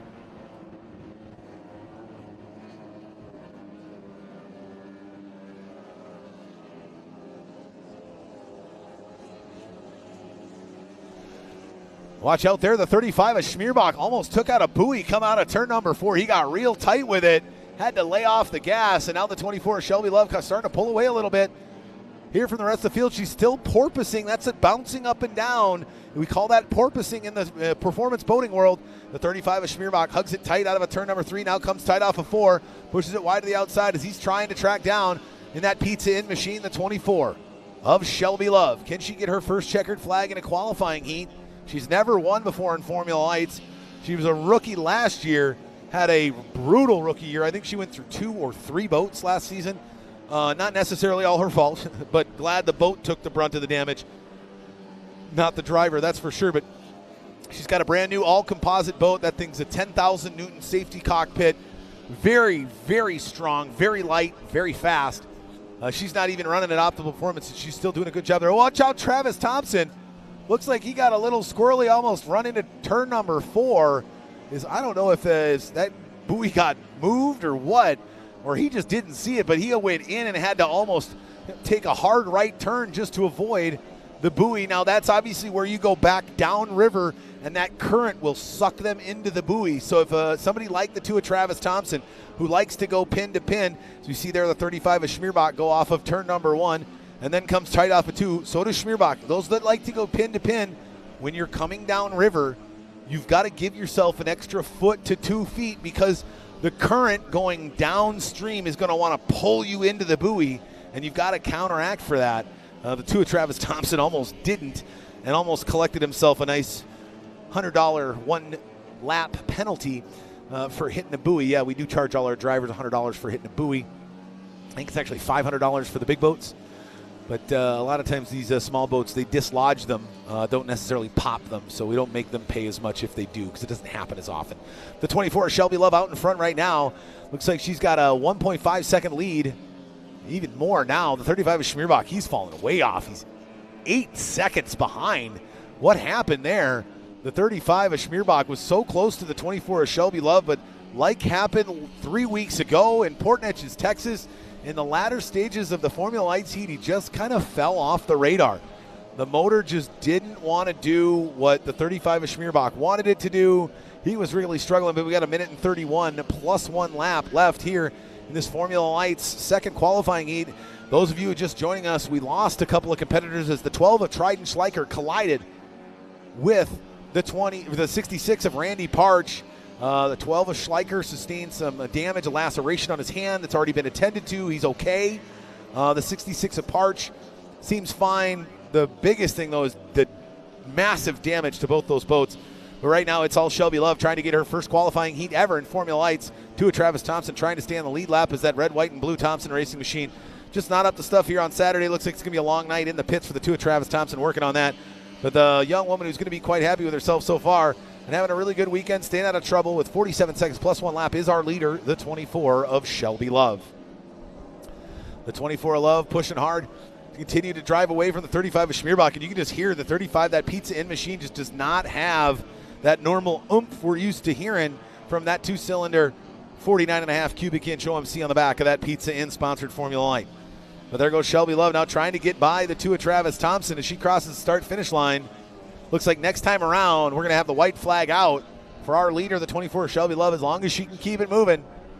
She's starting to close that gap more on the two of Travis Thompson. She goes down into lane number 1 coming off of turn 2. Pushing it down on the inside lane. You can see why they call it the Red River, a clay-bottomed river. Very murky, very, very difficult to see. It's a brownish red water. But the one thing is it actually has been fairly easy to spot debris. Here's our white flag, go fast, turn left just 4 more times for our leader, the 24 of Shelby Love, as she's now already off of turn number 1. Down the back straightaway, pushing hard, going back up river here at the 2024 Red River Rumble Round 2 of the Formula 1 Powerboat Championship Series. She sets it tight down into 1. Now comes off 2, down to the inside.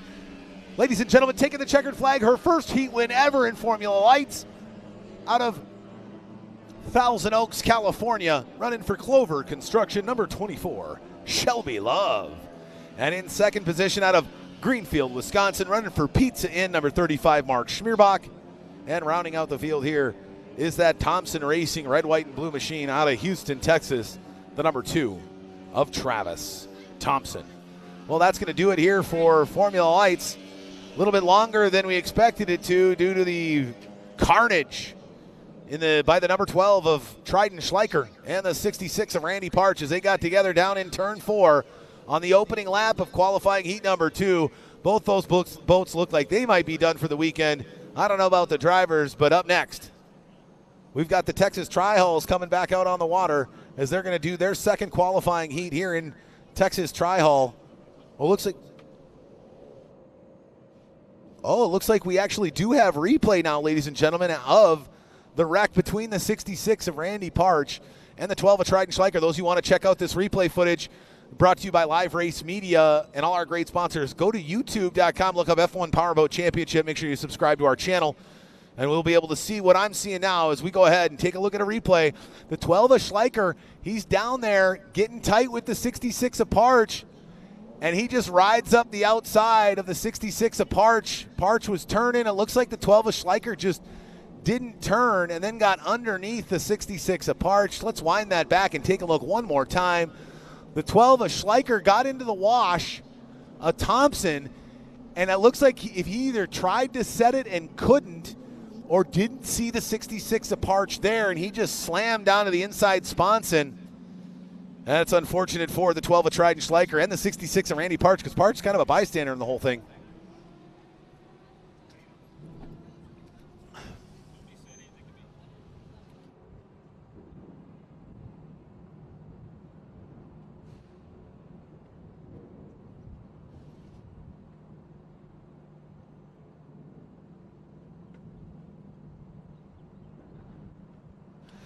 All right, well, there it was.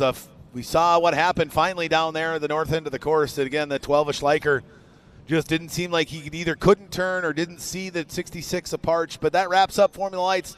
Up next, we've got the big boys. The Formula Ones are going to be out on the water. They're going to run back-to-back qualifying heats here, 7 minutes plus 1 lap.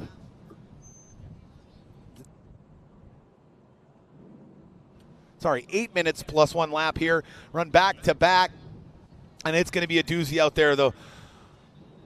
The water of the Red River is going to be churned up and rocking and rolling here in just a few minutes. We're going to take a quick word from our sponsors. We'll be right back with qualifying heats 1 and 2 in the Formula One class here at round 2 of the Formula One Powerboat Championship Series. It's the 2024 Red River Rumble.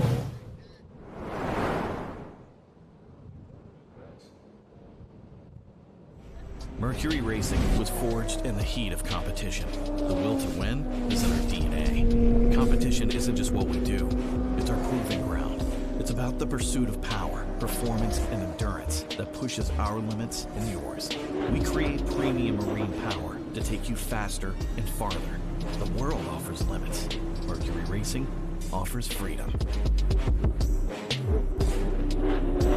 Live wide open.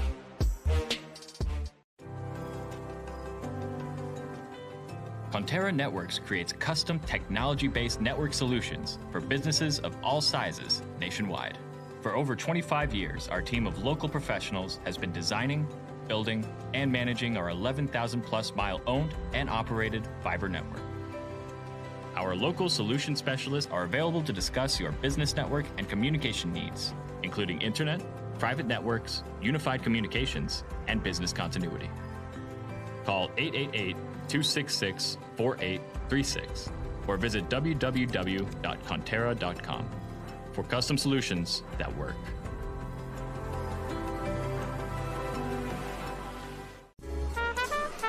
In my Louisiana, jazz has a way of making me sway. Cajun goes way into the night. Zydeco is the only way to move me. That's right. In my Louisiana, blues is a way of life. When you find your Louisiana, your features soul. VP Racing Fuels has been the official fuel of racing for over 45 years. But VP isn't just race fuels. VP offers a wide range of oils, additives, and our new Stay Frosty coolants to help keep your street car, tow vehicle, or weekend warrior running at its best. VP products are engineered to keep your vehicle running smooth and looking great for your daily commute. With our octane boosters, fuel treatments, and quick detailing products. Explore VP's full product line at vpracingfuels.com. There's more to Island Time at Margaritaville, Bossier City. Taste the good life at Drago's with the area's best seafood and our famous charbroiled oysters. Hang out and unwind at Club Mac, our all-new cigar lounge. Experience our sportsbook with the best games on our Jumbotron and game day specials. Get better odds with the hottest slots and electrifying table games. Pamper yourself in paradise at our luxury hotel and spa. Tropic like it's hot with electrifying headlining entertainment. Find your Island Time at Margaritaville, Bossier City. All right, welcome back, race fans. And before we get rolling here with the Formula One class, gonna have an opportunity to chat with the young woman who snagged her first checkered flag in Formula Lights here in a qualifying heat. The number 24, Shelby Love. Well, Shelby, you finally got that out of the way, right? Feel good to get it out of the way for the first time? Yeah, it felt good. It was just scary. I was up there like, don't mess up, don't mess up, don't mess up. For sure. First question, how hot is it inside the cockpit of one of those carbon fiber all composite boats out there on the water? It looks like it's quite warm. It's definitely quite warm. Definitely wouldn't want to be sitting in there for longer than I have to. It's pretty warm. Right now, well, obviously it sounds like your teammate, the 12 of Trident Schleicher, okay. But boy, I don't know. We didn't get to see probably as good of a vantage point as you did. How rough was the damage on that number 12 machine? It was definitely something. They bumped into each other, and the front of his boat rolled over the other boat and lost a lot of parts on his boat. The other one was sinking too, so definitely a good crash. For sure, but glad that they're okay, right? Safety crew got to him. Now, let's talk a little bit about the nerves, right? You mentioned you're just trying to make sure you didn't screw up.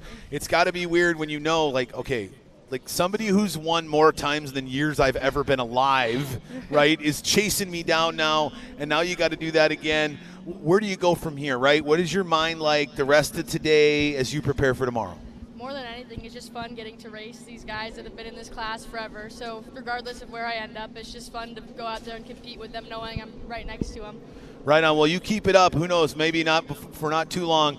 We'll see you out on the water here lined up next to your uncle and your father in the Formula One class. But congratulations out there. Go enjoy that checkered flag, hopefully the first of many, and get geared up and ready to try to duke it out and maybe call yourself the 2024 Formula Lights Red River Rumble champion.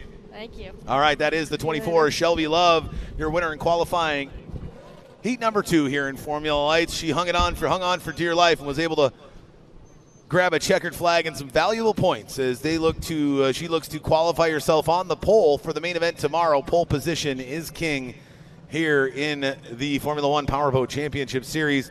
Looks like we've got most of the drivers loaded. Let's see here. 1, 2, 3, 4. All right, well, we're getting there. We got most of them. While we've got some time, we talked about the logs and the different conditions here on the Red River. We had a chance to sit down with the number 9 of Johnny Fleming, one of just a couple of drivers who was here in 2016 to talk about the challenges presented by the Red River here in downtown Shreveport-Bossier. Everyone knows I'm the greatest rough water driver there is. No, not really at all. I'm terrible at it. I usually don't like that, but this water's actually has seen better days, if you put it that way. With all the wind and water that we've had and rain, it's made it a little gnarly out there. So first heat testing wasn't terrible. Just going into one in the middle, one on the apex was the roughest part. Trying to get the boat to turn back around through it and keep it square. If they, with the locks change and they close the water locks down, we should have a lot smoother water. The current's ripping pretty good. Okay. So you got to kind of watch that. Also, the Red River, you can't see much debris. It all matches. So with everything together, you're going up top speed and going into turn 1 or 2, and you're just like, oh, there was something. Oh, there's something. You don't have much time to make a movement or adjustment. Going into 1, to me, is the toughest part of the racetrack. 1, going into 2, you'll have to set the boat past the buoy a little bit, But going into 1, you do not want to set early, and it's the middle of the turn. About 1 boat length off the buoy in the middle of the turn is the roughest part. There's a roller there. It is basically the current mixed with the wind from the opposite direction, making a swirl. And you have a roll, what we also call a hole right there that you'll fall into. So some angles are better. Sometimes you just got to get lucky, force it through it. And then sometimes if you really get out front or have a good water, good lead, you could run past the buoy about a boat. 2 boats off of it, run past, turn out before it, and then drive through it. Now, you just keep it lit. You can hang out wide. You can make adjustments that we never can do. You can go wide under the bridge. You can go on the inside under the bridge, kind of confuse the guy in front of you, confuse the guy behind you. Stuff like that, which I really, really liked. And also, you can split the bulkheads, basically, or the bridge. You can split either lane. So if you want to go inside, you want to go outside. If you're getting a run on somebody, you got a little bit longer of a prop, you're 5 laps into a 10-lap race, you can just hang on the outside, go to buoy, instead of drive the inside, so you can actually figure stuff out like that. You would think right off the bat we're going to be typical to a Bay City, Michigan. But we're fortunate here, we don't have any bulkheads. So it basically just dispersed through the rocks on either side. So you don't have any of that splashback, where you go, oh, where'd that come from? Where'd that wave come from? You don't have that. You can be flat-footed this whole race all day long. As long as you can get through 1, and if the locks do change and the current dies down, we'll be good to go. And it's going to be really good, clean water, just like 2016. All right, that was the number 9 at Johnny Fleming, one of 2 drivers that's actually had the privilege of running here on the Red River. Back in 2016, the American Powerboat Association held its national championships here in downtown beautiful Shreveport-Bossier. And the 9 of Johnny Fleming and the 03 of Dustin Terry. Actually, Dustin Terry won the Formula 150 class, I believe, that year in a former boat that he was running at the time for McCullough Racing.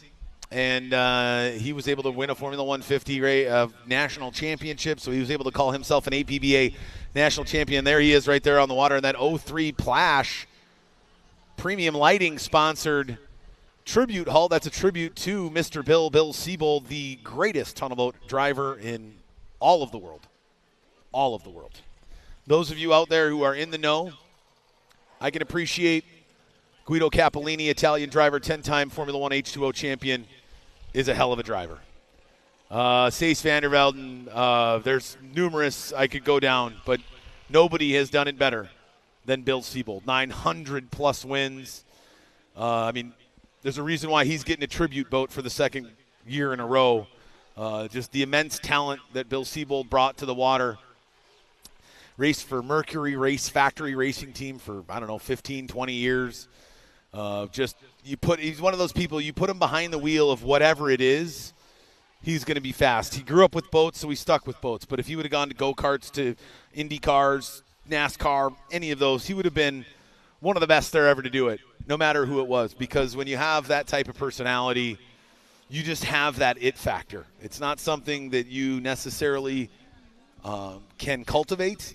I guess maybe you can cultivate it. You can't just wish it into existence. You either have that innate skill or you don't, and he definitely had it. We see down there, so we got some more logs coming in. The team really doing a good job of spotting all those logs. Looks like that's just inside of, that's right there on the bridge, just on the north end of the course. I appreciate the guys. Yeah, just outside of turn number 4. Down here on the Shreveport side of the river, we got another log that they'll have to clean out. That's just going to be a part of the weekend. They had to open the locks about 30 miles upriver. They had to let the swelling from all the rain push its way out and down into the Gulf Coast. And what that meant was that they had to allow all the debris to flow down with the locks open like they are. You see there, 62 there's the 99. That's the JH Performance boat, that all chartreuse in black with JH Performance on the side. That's the number 99 to Travis Yates. That boat's hard to miss, except if you're Chris Rinker.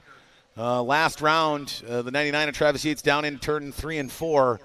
Him and the 52 leader, Chris Rinker, got together at the time. I don't know how the 52 boat didn't come apart, but the 99 did sustain some damage.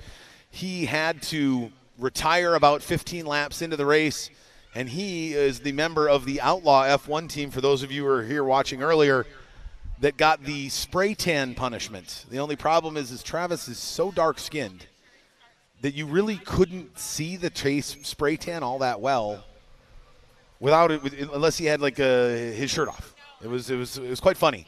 It was the prank backfired on his team members. Were not very happy about it as the prank backfired on him. But this week I've heard it's a different prank or a different punishment that you have to go through. And the 99 Travis Yates just looking to hopefully not be the butt end of the joke 2 races in a row.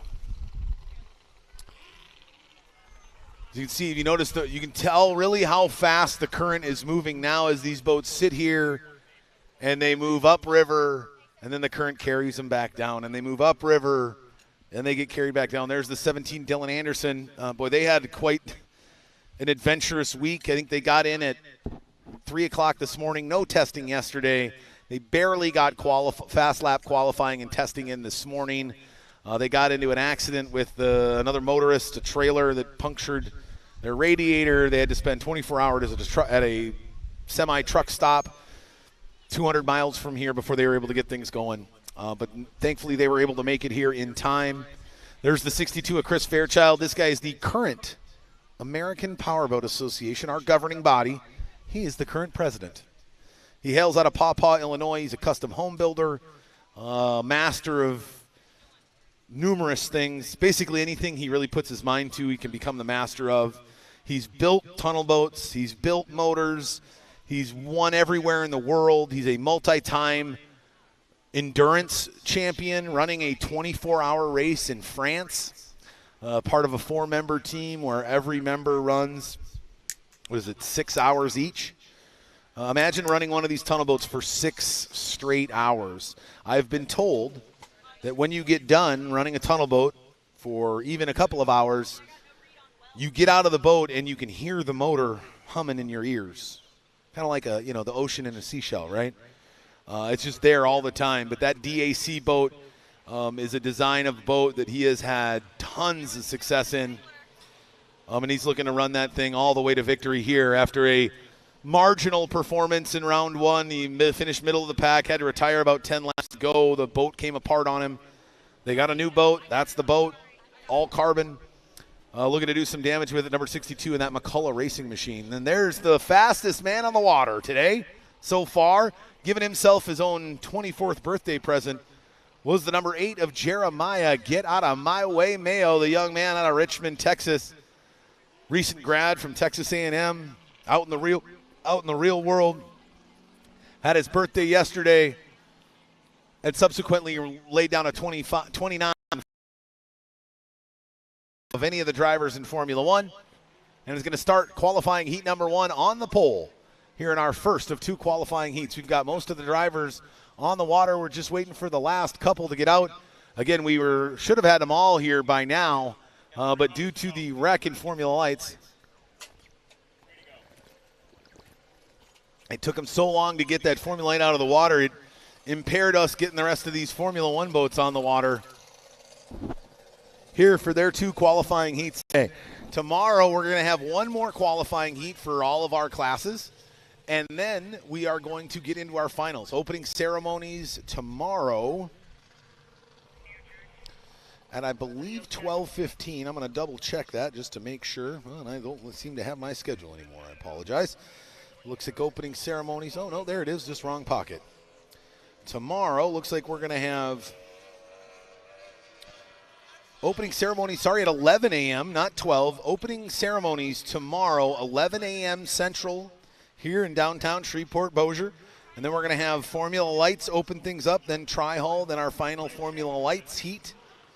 And then our 3 main events at 1, 2, and 3 o'clock with the awards presentation immediately following our final race of the day tomorrow, which will be our Formula One main event, 17 minutes plus 1 lap main event that's going to start right around 3 o'clock. Again, our schedules are fluid. They are subject to change. Again, there are wrecks, accidents, giant trees that have to get removed from a race course. There are things that could throw it off. So if it's not right at 3, it'll be around 3 o'clock or so. Make sure you stay on top of all of our social media platforms at F1 Powerboat Racing on Facebook, Instagram, YouTube, TikTok for all the latest and up-to-date content and any changes to our racing schedule as we tweak it throughout the day to accommodate for the different events that happen, right? It's all live. So I'm here having a conversation with you. As we're watching these guys kind of mull around out here on the Red River, you can see why they call it the Red River. As we're just waiting for our final 3 boats to get into the water.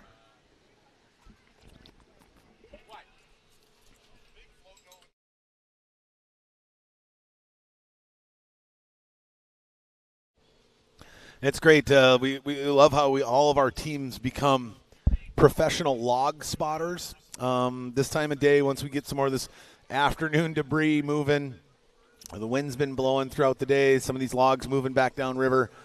We'll have to grab that one there as we wait for the final 2 boats. We're down to 2. I can see the red Clover Construction number 12 of Sean Love is loading into the water right now.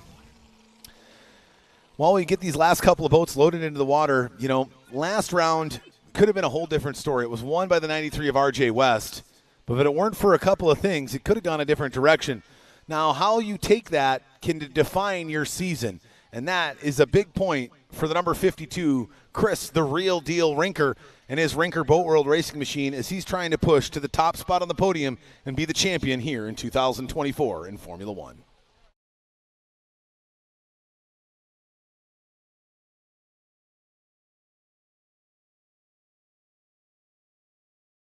And take a look here before we get that interview with Chris, the real deal Rinker. Look like they're scooping up another very large piece of debris that's made its way down the Red River here and onto the race course.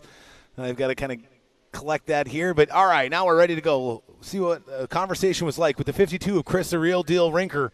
Will he be able to bounce back from an almost victory in round 1?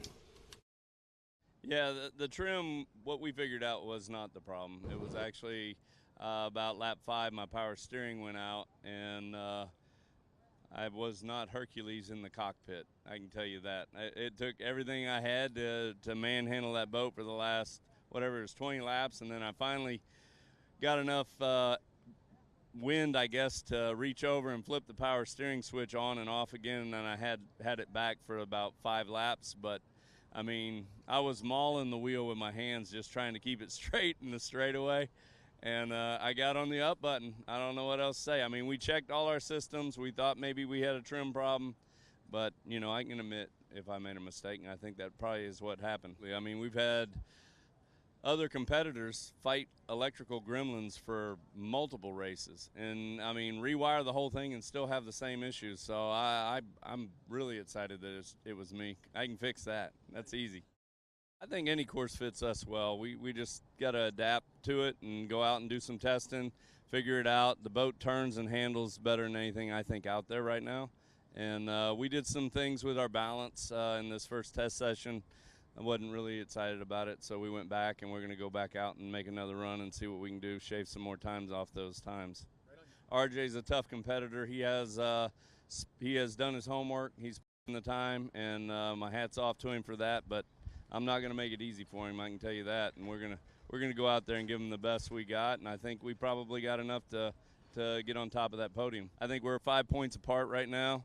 I studied that about 30 seconds after the race, and that's what we came up with. And so we'll keep an eye on that really close. I mean, it's going to be hopefully interesting. Hopefully we don't have any issues with, debris with all the storms and all that stuff. I was out there testing. There's a little bit of timber and stuff floating around. Hopefully we can have a good, clean race and just do our best out there and not have any issues. All right, race fans, welcome back there. That was a chat I had with the 52 of Chris, the real deal Rinker.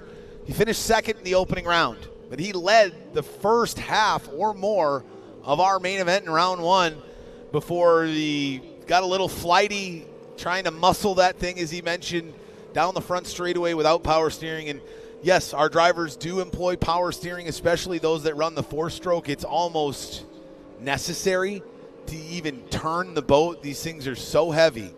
Again, the four-stroke is 120 pounds heavier than the two-stroke motor, and a fully drove two-stroke motor probably weighs a couple hundred pounds. I mean, the hull itself, if you were to rip out all the rigging and take the motor off and leave the driver out, 2 adult men could pick that boat up very easily, right? And they don't have to be that strong. The boat's not that heavy at all. But you put the batteries in and all the wiring and the motor and the gear case and the midsection and the prop and the driver and all the electronics, again, like the wiring, like I mentioned, it starts to add up. But again, we're looking at that view right there of Travis Yates in that 99 boat. That's 1,250 pounds right there. So you see 3 boats there. You got Yates, the 62 of Chris Fairchild, and the 34, the Okeechobee, Florida native of Jeff Reno. Those 3 boats right there weigh about as much as your average car. That's all 3 of them together. So they're really light, very nimble, very agile. Rocket ships on the water, if you will, right? A Formula One car, but on the water, right? We're talking about a monocoque, right? A single cockpit, a fully carbon cell. If you notice, we've got lids, right? We've got windshields, right? Some of the Premier Racing series have employed recently windshields, right, and deflectors around the head to protect the heads of their drivers.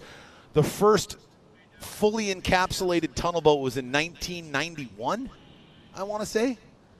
We've had these fully enclosed cockpits forever. We were the true innovators of the fully enclosed cockpit here in tunnel boat racing. Why? 2 reasons. 1, safety.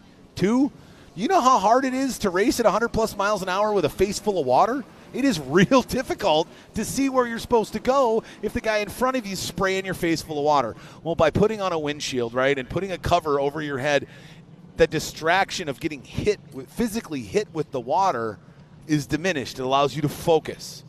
And focus is so important for these drivers, right? One little mistake last 3 weeks ago at round 1. One little mistake. And Chris Fairchild went from winning the race and had every right to run that thing wire to wire, made one little hiccup, and from there it all went bye-bye.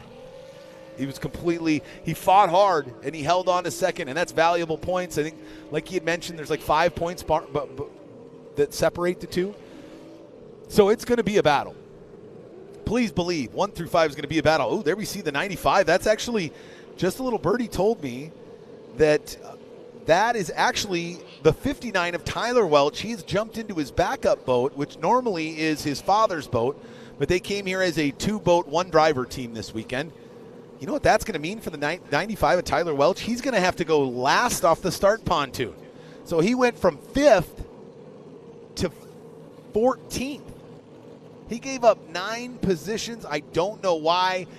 I did talk to him a little bit yesterday, and he had the boat that he's in now was going to be more of the, hey, if it gets rough, this is a big boat, it can really handle the big water.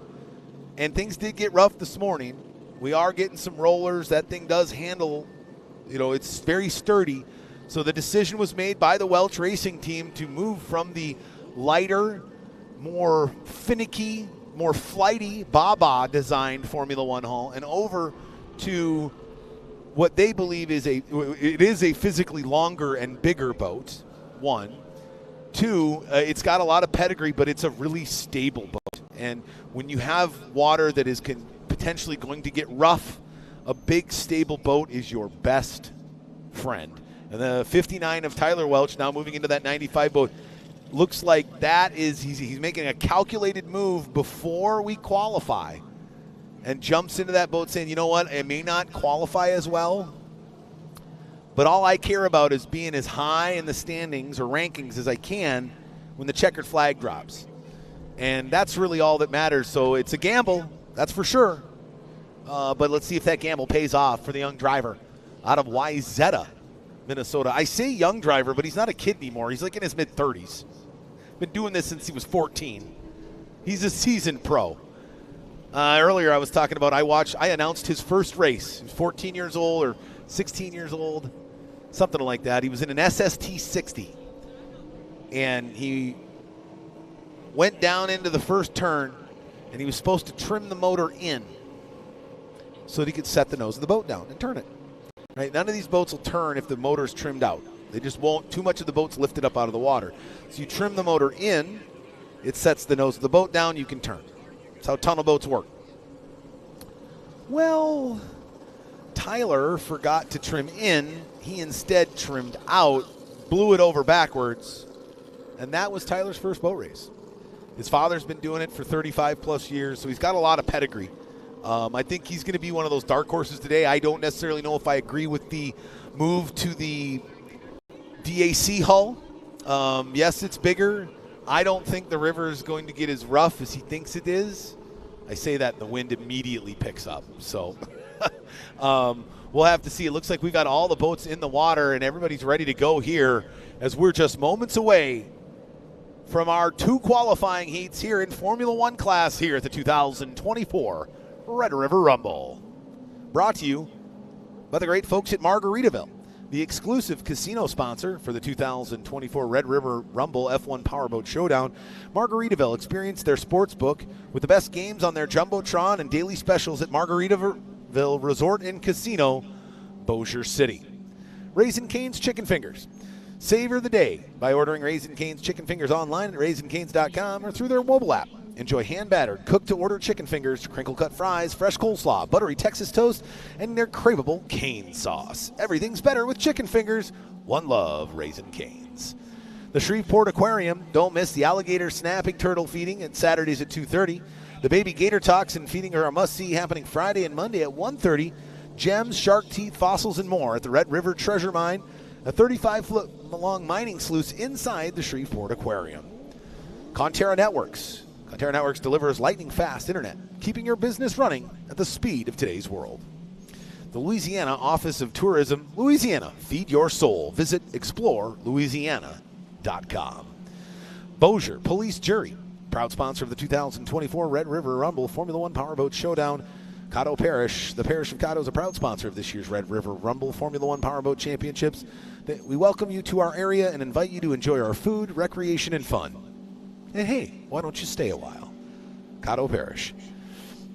The Shreveport-Bossier Sports Commission. Thank you for being a great sponsor of the 2024 Red River Rumble F1 Powerboat Showdown.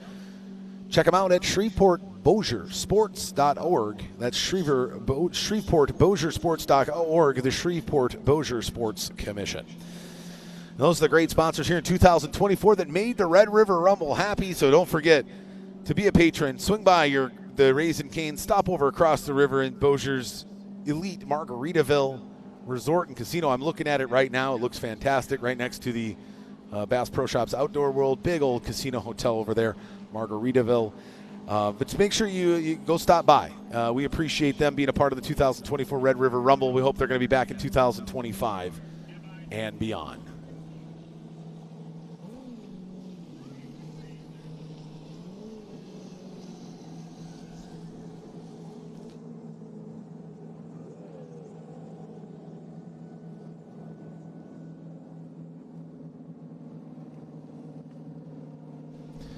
All right, folks, and we're just doing some last log cleanup here by all of our spotters, catching some of these logs before they get onto the waterway. Again, we will have spotters throughout racing, so if we do see some very large, destructive pieces of timber moving downriver, we will notify our drivers and put caution into race. But here we go. Hot laps are underway. These drivers are going to get these 2.5-liter V6 Mercuries or this 250-horse V8 4-stroke Mercury's tuned up and ready to go. We're going to line them up for back-to-back heats here on the Red River as we look to set our first 2 qualifying heats of 3 here in the Formula One class at the 2024 Red River Rumble.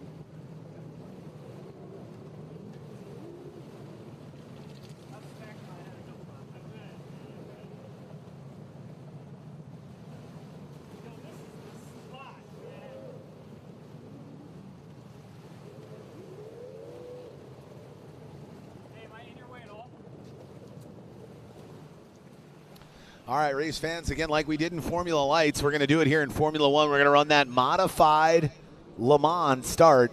Again, the modified Le Mans start a little bit different than you see in car racing, as the traditional Le Mans start has the motor on, but not in gear. Well, there's a problem. We don't have gears. We have one gear, go. These race boats are not equipped with transmissions. They do not do reverse. They do not do forward. There's no first, second, and third gear. It's really all about how you move the motor, trim it in and out.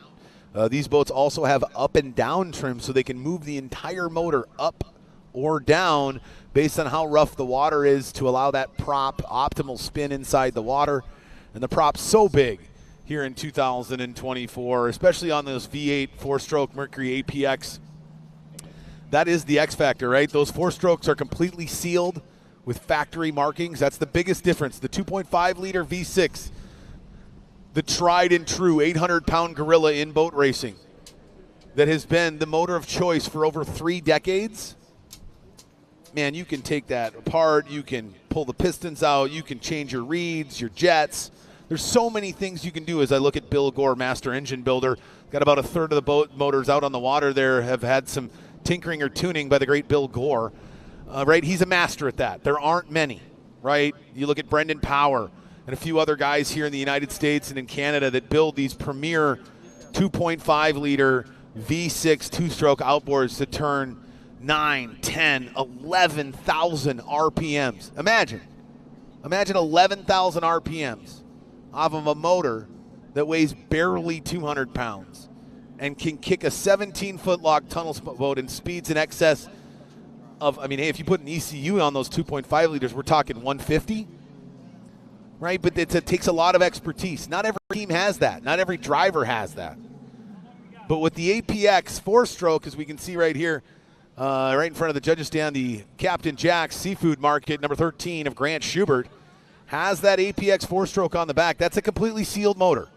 There is absolutely nothing that they can do to that motor. They are allowed to put gas and oil. Right? Check the oil. It doesn't really run out of oil, but you got to check it every now and again, maybe top it off. And then propellers. And that's the new X factor, is the propeller in the 4-stroke package. You marry the right propeller with the right bottom and the right weight distribution, you have a very fast boat. And so now what the 4-stroke is allowing drivers to do, like you look at the 93 of RJ West. He does not have a huge toter home. He does not have a big team. I would consider them one of our smaller budget teams. And yet there's a very real chance the 93 of RJ West could win the championship this year. Why? Because he can bring 15 props and test 15 of them on Friday and tell you which handful are going to be really good to run on this water, right? Just like a racetrack that has an attitude, right? It has the corners are this way, the asphalt or the cement acts this way to the car tires, depending on how hot it is, right? We have that. But instead of having one attitude for the entire weekend, right, you have an attitude that changes lap after lap after lap. There's no 2 laps that are the same when running and racing on water.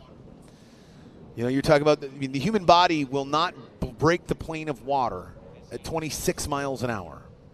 It's hard, but it's ever changing. It's bumpy and it's smooth all at the same time. It's the most fickle and difficult racing surface to master. And by having more props and being able to invest that money in different ways, I think you are going to see the 4-stroke continue to grow in popularity and continue to move us into the 21st century here in powerboat racing. We're going through what the motocross did about 10, 15 years ago, right? They were all 2-stroke. They moved over to the 4-stroke. Now, I mean, essentially everybody runs 4-stroke in motocross. That's the standard.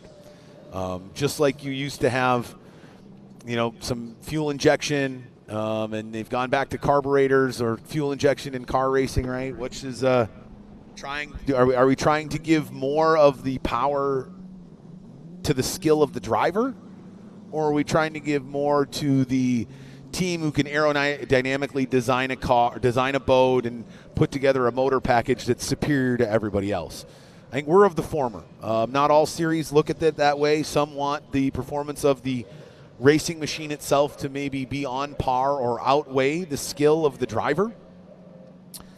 We choose to go as far away from that model as possible. We do not want somebody who has the ability via money to be able to acquire the best stuff and come out and be very, very competitive right away, right? We don't want people to be able to buy championships. We want you to earn championships here on the Formula One Powerboat Championship Series. We've seen a wide variety of drivers do well, a variety of team sizes do well. You look at unfortunately he's not here with us as he's in process of retiring his wood hull and acquiring a composite hull. The 71 at Jimmy Kerr, a very small boat team, but fast, stupid fast. And you put him on a 4-stroke, he could be dangerous for years to come.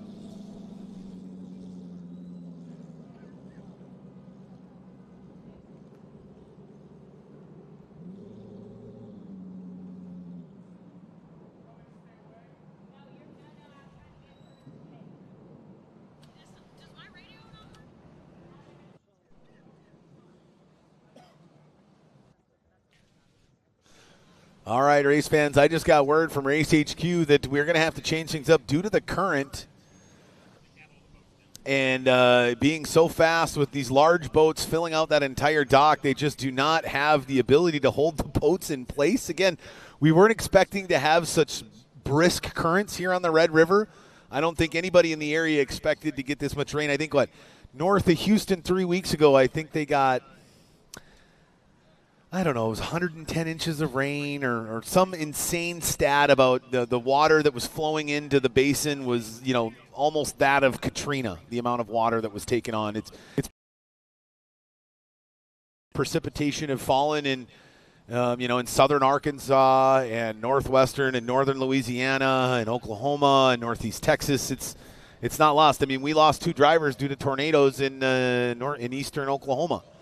and northeastern Texas. So we're very attuned to what the weather has done. And so, again, with the current, we didn't really get a chance to test it with all of them out there. And we realized that, the opportunity for putting our drivers in potentially an unsafe position because of the current making it so difficult to hold the boats on the pontoon, that we are going to go to a rolling start, which throws a whole other wrench in things, right? Because the rolling start is what we use in tri-hull.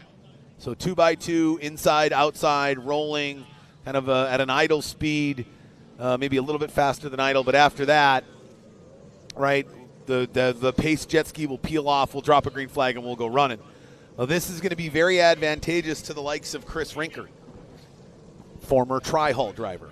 Dustin Terry, former tri-hull driver. Jeremiah Mayo, your pole sitter, former tri-hull driver. These guys are very used to rolling starts.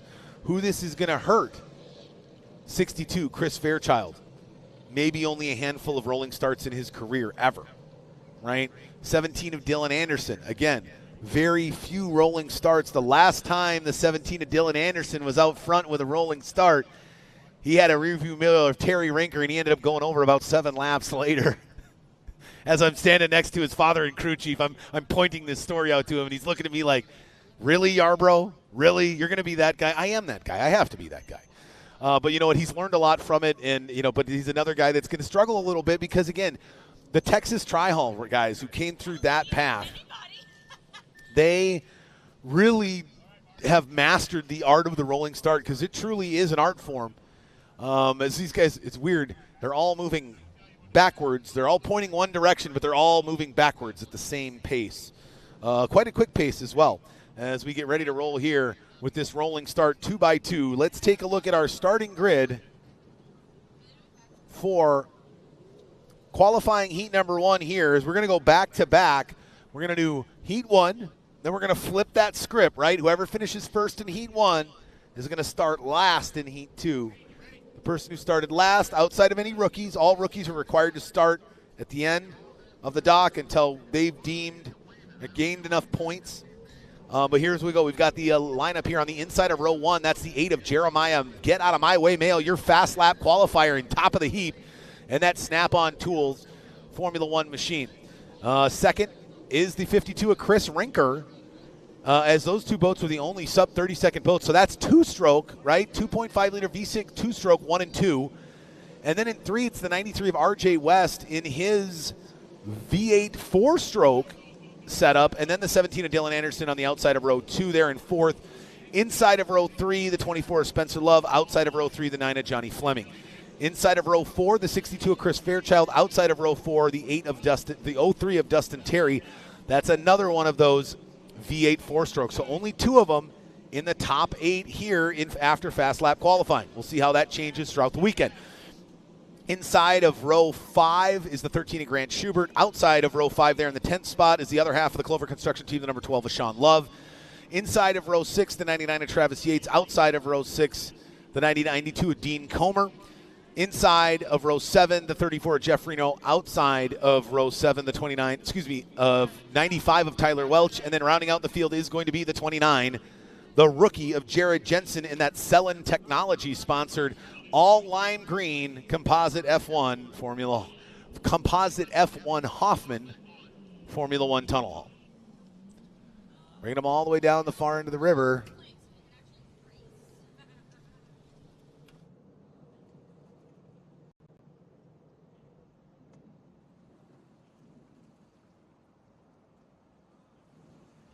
Oh, and it looks like we might have had some debris or something clip one of our ropes on our buoy, or one of our drivers are going to get that back into position.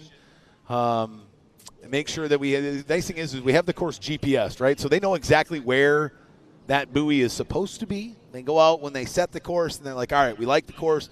They go and they drive, and once they get to every buoy, they mark it with a GPS mark. So we know very specifically, and we can reproduce the course, right? Today, when we're done racing, it's a commercial waterway. We can't just leave the buoys up. We got to take them down. So we'll take the buoys down, and then again tomorrow morning our teams will come out, use those GPS systems to drop the boat right back, the buoy right back where it was supposed to go.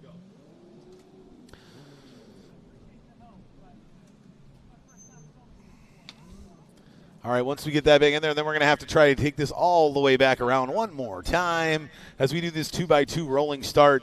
Very interesting to see. In round one, we opened up, we finished that race with V8 4-stroke, V6 2-stroke, V8 4-stroke, V6 2-stroke, V8 4-stroke, V6 2-stroke, right? So every other, we saw the new emerging package that's really becoming a force to be reckoned with, and the tried and true 800-pound gorilla that is the Mercury V6 2-stroke package that has been, world dominating for years. You don't see Evinrude's, never seen a Honda, never. But a lot of these big 4-stroke motors on these pleasure boats that you have today, they don't understand what horsepower is. They don't understand what performance is. But Mercury, while granted not necessarily the first to the game in the 4-stroke world, they really know what it's like to crank out competition and performance, right? They are the art of speed. Mercury Racing propellers offer the ultimate performance and durability. Mercury Racing, along with their props, are handcrafted into precision-tuned works of art. Find the maximum boat performance and speed with Mercury Racing and Mercury Racing propellers. Check it all out at mercuryracing.com. There's the 8 of Jeremiah Mayo. He's our fast lap qualifier right now. That's a beautiful checkered and teal snap-on the side. That is a Hoffman Formula One composite hull. And we can take a look here, look overhead. There are all of our boats, and everybody's just kind of hanging out down there at the far end of the course as we're all waiting. You can see there's the 12, the 29, the 95, 99, 13, right? They're all down there. And you'll notice they're all moving. And they're moving at a fairly good rate. Well, that's because that's how fast the river is moving. This river is not slow. It's clipping right along. They all started down at the far outside of turn number 4. And now they've made it almost to the mid-course here on this 4-pin 1-mile course on the shores of the Red River here in downtown Shreveport-Bossier, Louisiana, the 2024 Red River Rumble.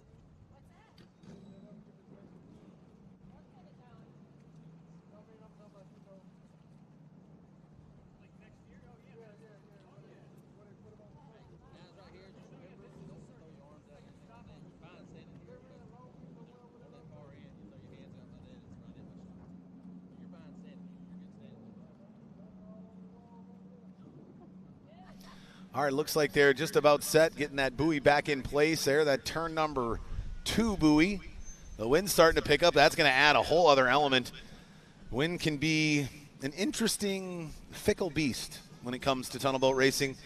Sometimes you can have wind clipping at 20-plus miles an hour, but if it's in the right direction, these guys will be fine. It won't really create too many problems for them. But if it's in the wrong direction, if it's coming back up current, creating rollers and a lot of white cap type situations, which we dealt with in round 1 at Port Neches. I had never seen it there before, but like here, right, they experienced a lot of rain in a short period of time. The waterways swelled. I think the Port Neches River came up 2.5 feet in 4 days, something like that. And at one point we had 20-mile-an-hour winds going back upriver, creating white caps that were capping upstream. To give you an idea, imagine a wave peaking to a white cap and then falling, the peak of the white cap falling upriver. We had much wind funneling straight out of the south, right up the river, and it created some pretty treacherous conditions until the final. Literally 3 weeks ago, Port Neches, Texas, torrential rains all week. We had to call Saturday early because the water was just too rough. It was brutal all day Sunday morning, and then the wind died. We were able to get all of our heats in. and the finals. And as soon as the F1 final was over, I mean 5 minutes, the wind kicked back up to 20 miles an hour. You know, it was like Mother Nature said, all right, I put you through the ringer. You stuck around. You stuck it out. You didn't just cancel. I'll give you this.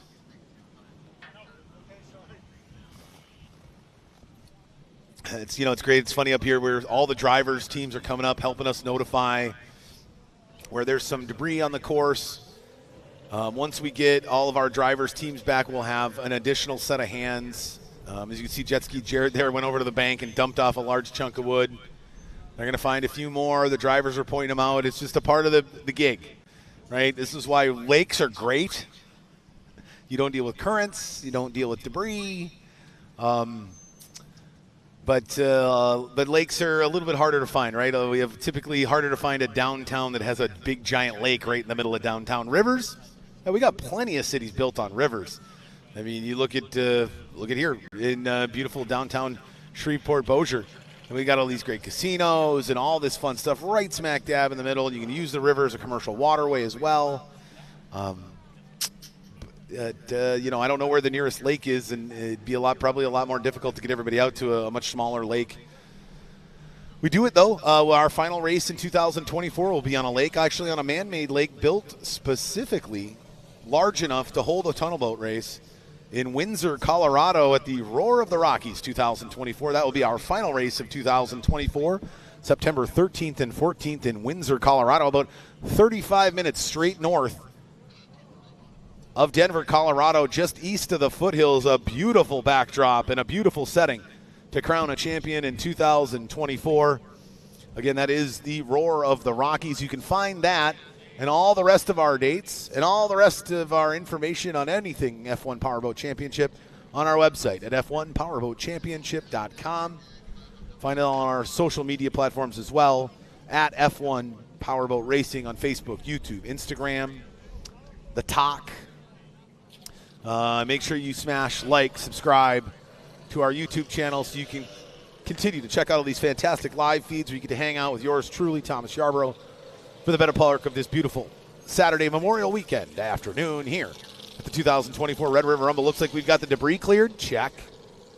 We've got the buoy back in place. Check. Looks like we're about to get back underway with this 2x2 rolling start here in the Formula One class, the first of two back-to-back qualifying heats, as we're finally going to get back under racing conditions. Here is the Formula Ones run their two qualifying heats here on Saturday. We'll have one more tomorrow, and that will set our final lineup for the main event tomorrow afternoon as we crown a Red River Rumble champion in 2024.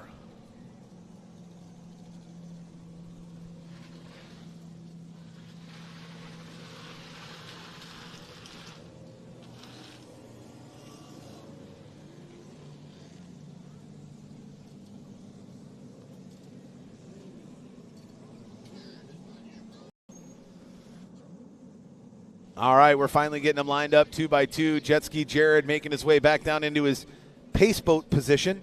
He's going to take these guys all the way down the back straightaway, down through turn 3, around turn 4. They're going to come down the front straightaway. He's going to peel off. When you see Jared, our pace jet ski, peel off the course, get ready, because the fun stuff's about to happen. That means we're about to go green flag racing. Again, these Formula One boats are going to eclipse speeds in excess of 115 plus miles an hour. 0 to 100 in under 3 seconds. 0 to 60 in, I don't even know, like a lightning bolt. I should know. I just get too excited for all the statistics. It's hard for me to keep them all in my brain. We got them lined up 2x2 there on the inside of row 1. The 8 of Jeremiah Mayo on his outside hip. Another 2.5 liter V6. That's the 52 of Chris Rinker. Then the winner from round 1, the 93 of RJ West. The lone V8 4-stroke in the top 5. Then the 17 of Dylan Anderson, followed by the 24 of Spencer Love. The 9 of Gianni Fleming rounding out our top 6. 7th, it's the 13 of Grant Schubert. 8th, the 09 of Dustin Terry. Then the 99 of Travis Yates. The 12 of Spencer Love. The 92 of Dean Comer. The 95 of Mark Welch.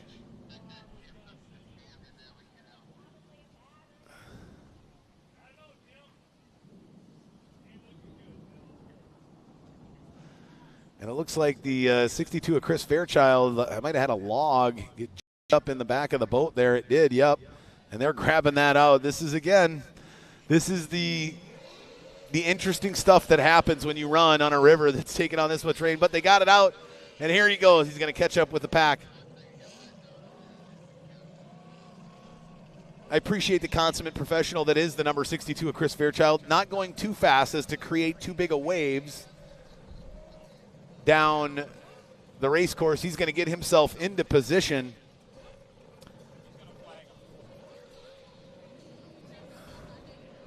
And then go from there.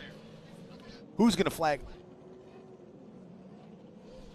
All right, here we go. He's got them side by side, rolling 2 by 2 as they come out of off turn number 3. Now they start heading down the front straightaway. They've got him engaged, running at about 15, 20 miles an hour.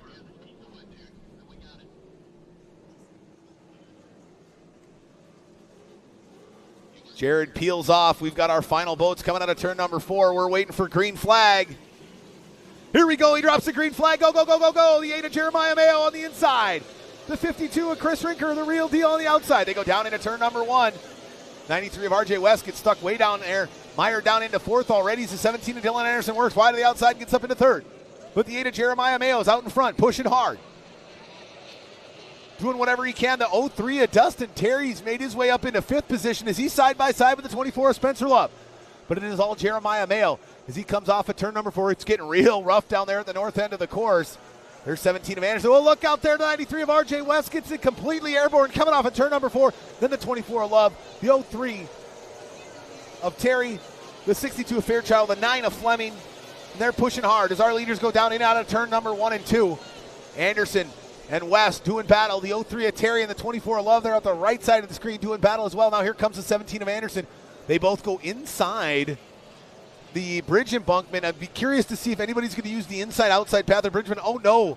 The 34 of Jeff Reno has gone dead in the water. Did he pick up some debris already?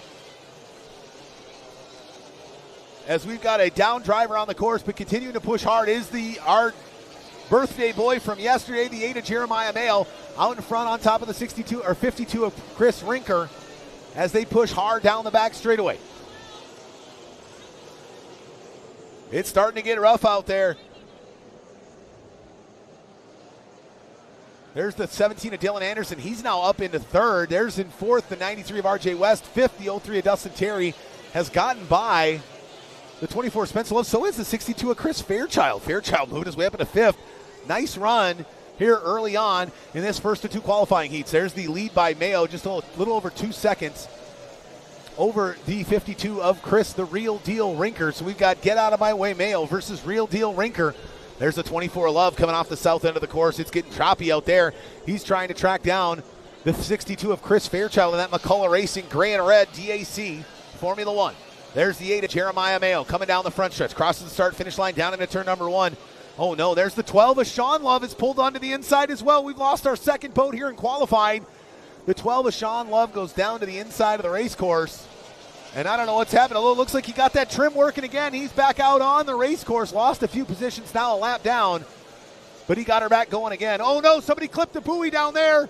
It looks like we might have lost a buoy down in turn number 3. That might have been the 8 of Mayo, the 52 of Rinker, or the 17 of Dylan Anderson. One of our top 3 drivers might be penalized a lap for hitting a buoy down at the north end of the course. There's the 93 of RJ West. Was he the man who took out the buoy? Will he be the one who gets penalized a lap? That would hurt for the 93 of RJ West here in qualifying heat number 1. We've basically gone down to a 3-pin course. There's the 93 of RJ West. We continue to stay with him. He comes off the south end of the course now, heading back upriver on the Bossier side of the Shreveport-Bossier downtown here at the Red River Rumble in 2024. You can see how close those buoys are together. I don't know if that buoy got lifted and set back down, or if it got dislodged. If it was dislodged, that's one thing, but you can hit a buoy, not dislodge it, and avoid the 1-lap penalty. But I swear to you, I saw him hit that buoy. We'll have to see if we get any replay footage of it later. Actually, replay footage by the great folks at Live Race Media, integral into some of our replay calls. There's our leader, the 8 of Jeremiah Mayo. coming off the turn. Chris Rinker right on his heels. There's a Tina Anderson right on the heels of Rinker. 1, 2, 3, bang, bang, bang. They are all right on top of one another. You see the 8 of Jeremiah Mayo, though, still keeping about a 2-second lead over the 52 of Chris Rinker in that McLean Trailers Rinker Boat World sponsor machine. Can the Snap-on Tools, 24-year-old, give himself a great birthday present, win qualifying heat number 1? We're going to have to find out here. As you can see him tracking. There's the 29 Selling Technologies out of Windsor, Colorado of Jared Jensen. He now finds himself a lap down. Looks like we've still only lost the 34 of Jeff Reno. You know who I haven't found is the 95 of Mark Welch, 95 of Tyler Welch. Tyler's back down there in 9th position. Struggling quite a bit is the number 95 of Tyler Welch. But he's doing battle with the 24 of Spencer Love. Love, the series champion in 2022. So no slouch there, the Clover Construction Racing Team, but it is all Jeremiah. Get out of my way, Mayo. This young driver running for Snap-on Tools has got it dialed in as he's already been able to get by the 9 of Johnny Fleming. Fleming qualified so well, but has struggled mightily here as the river's gotten a bit rougher. He did say yesterday, not the biggest fan of rough water, is he? And it's starting to churn up a little bit, and it's making it difficult. You see the 52 of Chris Rinker kind of all over the place as he bounces over the rough water here on the Red River, and who douses down the 9 of Fleming. We've got a couple of boats have been lapped, but those top 2 boats continue to push hard, and they really started to open up a gap over that 3rd place boat, the 17 of Dylan Anderson, and the 4th place boat, the 93 of R.J. West. So it is really a 2-horse race right now as we are 2 minutes plus 1 lap remaining here in this first of 2 Formula One heats. The 8 of Jeremiah Mayo goes wide to the outside. He's liking that outside line. Staying in lane number 4. Crosses the start-finish line there. And, boy, I mean, we're talking a second and a half between the 52 of Rinker and the 8 of Mayo. Can the 52 of Rinker catch the 8 of Mayo here in qualifying heat 1? Will Mayo get caught up in one of these slower back markers in a corner? Can the 52 of Rinker do to Mayo what got done to him in the final at Port Neches 3 weeks ago? As he goes 3 wide. Oh, look out. He almost gets together with a 99 of Yates. Could this be the move that the 52 of Rinker was looking for? They go down out of turns 3 and 4. Down out of the front straightaway. The 8 of Mayo pushing hard. Now he gets by the 24 of Spencer Love. Did I just see the 8 of Jeremiah Mayo lapping the 24 of Spencer Love? I mean, we're talking about the guy who's in 8th position. Oh, no, looks like we got some damage down there. Oh, no. The 52 of Chris Rinker's got a huge damage on the left sponson. What happened down there? It looks like he might have gotten together with the 95 of Tyler Welch down at the far end of the course, but he's got to keep it going, and he can't turn very well. Can he hang on to 2nd place here in this qualifying? And he does have a backup boat. He's got a couple of laps left. Can the 52 of Chris the Real Deal Rinker hang on? You can see the damage on the top of that Moore Formula One. The hatches are all blown out. I don't know who he got together with down there. We got to find out who he got together with. You can see the damage on the side of that thing, but what a pro. He is still riding this thing. He's laid way back, but he built enough lead. As the 52 of Chris Rinker comes across the start-finish line, we've got 1 lap left. Can he hang on for 1 more lap? Because I don't know if he's going to be able to make it to qualifying heat number 2 because of the damage. That boat is going to sink. We've got white flag out. Go fast. Turn left for our leader, the 8 of Jeremiah Mayo. Mayo comes out of turn number 4. Wide to the outside, puts it on his tail. 105, 110, 115 plus miles an hour. Ladies and gentlemen, taking the checkered flag in qualifying heat number 1 out of Richmond, Texas. Running for Snap-on Tools, number 8, Jeremiah Mayo. In 2nd, right at the end, the 93 of R.J. West, and in 3rd, the 52 of Chris Rinker. Rinker's going to have to get to the crane immediately. He's got some serious damage on the left sponson of that Rinker Boat World Moore Formula One. And also, I don't know what happened to the 95 of Tyler Welch. He might be out there sinking as well, as it sounds like the 95 of Welch and the 52 of Rinker got together down there at the far end of the course.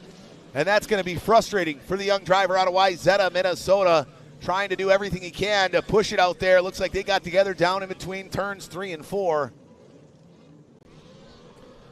And boy, how did that change things for the 52 of Chris Rinker. He just does not seem to be on the good side of luck in 2024. He had the race in sights in Port Neches for round 1, and it fell apart on him. He was neck and neck with the 8 of Jeremiah Mayo. He slides in and has contact with the 95 of Tyler Welch down at the south end of the course, and some extensive damage looks like might be to both of those boats. And they're going to have to get the 52 of Chris Rinker onto the crane as soon as humanly possible. And it looks like the 95, though, of Welch, looks like his boat is okay. He's moving around, but it doesn't look like he may have sustained the same amount of damage that the 52 of Rinker did on the inside left sponson of that moor. Let's take a look at our final standings. The 8 of Jeremiah Mayo taking the top spot,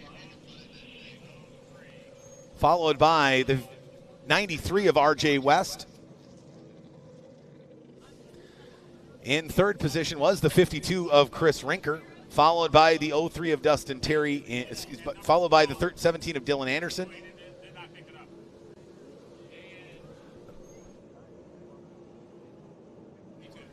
All right, so it looks like the 8 of Jeremiah Mayo in first, the 52 of Chris Rinker in second, the 17 of Dylan Anderson in third, the 03 of Dustin Terry in fourth, the 62 of Chris Fairchild in fifth, the 93 of RJ West in sixth, seventh is the 24 of Spencer Love, eighth, the 13 of Grant Schubert, ninth, the 9 of Johnny Fleming. And hey, rounding out the top 10, not too bad, the young rookie, the 29 for that Selin Technologies of Jared Jensen.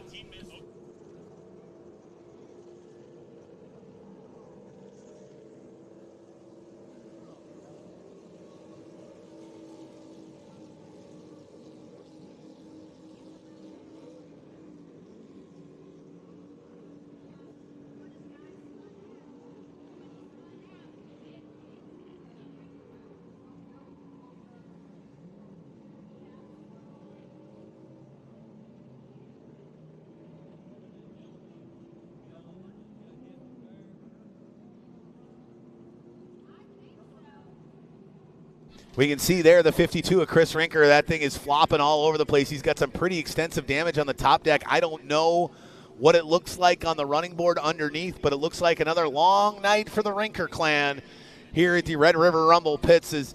I'm impressed that he's been able to keep that thing floating. He's obviously got to keep it moving, because if he doesn't, it's going to sink. But now they're just trying to get him crane ready and get his straps onto that crane so they can get that boat hooked up onto the crane and get it out of the water before it sinks. It looks like the 95 of Mark Welch might be doing some of the same, or the 95 of Tyler Welch might be doing some of the same thing. See, I told you I had a bad feeling about moving to the big heavy boat right away. I thought he should have stuck with the Baba, and he probably would have been a little faster, and he wouldn't have been in the corner, and his boat probably wouldn't have sustained damage. So Tyler, I told you here first, but it is what it is. I hope you're okay. You look like you're fine. The boat maybe not necessarily in the best shape.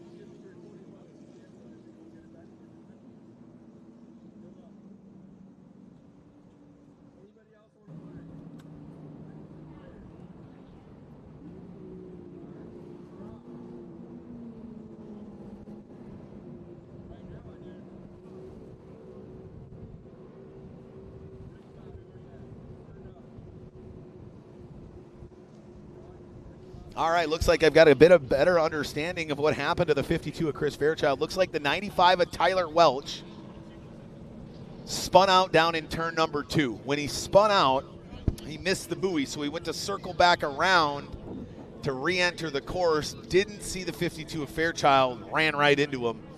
So unfortunate turn of events for the 52 of Chris Fairchild. He's continuing to try to keep that boat upright and on the water. I don't know how he has continued to keep that boat from not sinking, but he's doing a pretty darn good job out there.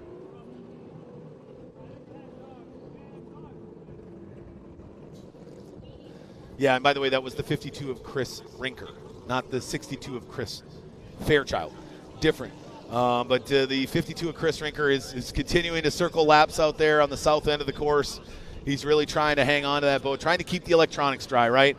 Because if they can keep the motor dry and they can keep it upright, they can then assess the damage and at least only have to focus on one thing, which is repairing the boat, not repairing the boat and completely overhauling the motor because it got wet and all those sorts of things.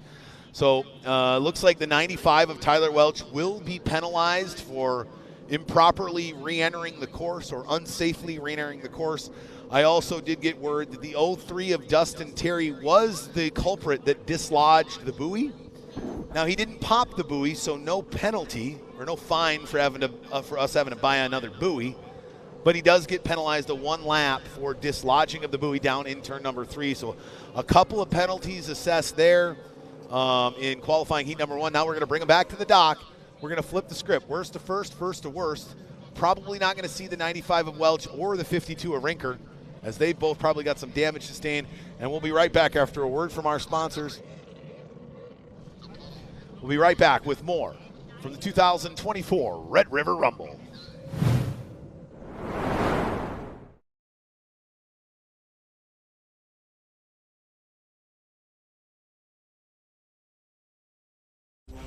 Mercury Racing was forged in the heat of competition. The will to win is in our DNA. Competition isn't just what we do, it's our proving ground. It's about the pursuit of power, performance, and endurance that pushes our limits and yours. We create premium marine power to take you faster and farther. The world offers limits. Mercury Racing offers freedom. Live wide open. We live every day like it's a festival. It often is. We've got so many reasons to celebrate. Some days, we don't even need one. The Shreveport-Bossier Sports Commission is here to help you with your amateur, collegiate, professional, or Olympic sporting event. Centrally located in the Arklatex area, Shreveport-Bossier is a premier sports destination, ideal for hosting sporting events of any size. With our wide variety of venues, including stadiums, convention centers, rivers, and universities, we are sure to have the perfect location for any event. Our team is ready. ShreveportBossierSports.com or on Facebook at Shreveport-Bossier Sports Commission and let us host your next event. Formula One powerboats are sleek, glamorous, lightweight, and extremely maneuverable, with a power-to-weight ratio among the highest in all of motorsports. Their performance speaks for itself. Acceleration from 0 to 100 miles an hour in under 5 seconds. Top speeds in excess of 120. Cornering at 100 miles an hour, all while pulling 7 Gs in the process. The competition begins with a field of 20 boats lined up in the start pontoon. Engine silent, awaiting the modified Le Mans start. When the green flag drops, these world-class drivers ignite their rockets to life. Engines roaring and rooster tails flying, they simultaneously accelerate towards the first turn. With tight courses close to the shoreline, made up of right and left-hand turns that offer deck-to-deck, heart-pounding action and guarantee fans up close and front and center views, no 2 laps are the same due to the ever-changing wind and water conditions, making the F1 boat one of the most challenging racing machines to conquer on the planet. Founded in 2017, the Formula One Powerboat Championship is an 8-race series contested across North America, featuring weekend-long community events highlighted by the Formula One boats and supporting classes. U.S. powerboat racing's 120-year heritage began with the formation of its governing body, the American Powerboat Association. For the last 6 decades, Formula One powerboats have been the pinnacle classification in powerboat racing. Recognized as one of the world's most spectacular racing vehicles, these events have evolved into more than a series of one-day races, developing into marquee, multi-interest, weekend-long community festivals, producing some of the largest entertainment events in major markets, attracting tourism dollars, benefiting the local economies, while delighting the global audience. Large on-site event attendance is coupled with mass media exposure through various channels, regionally, nationally, and globally. Our live streaming programs give each event international reach on various social and traditional channels, reaching millions of fans. Our marketing partners enjoy outstanding return on investment with our unique sport and custom flexible approach of the Formula One Powerboat Championship.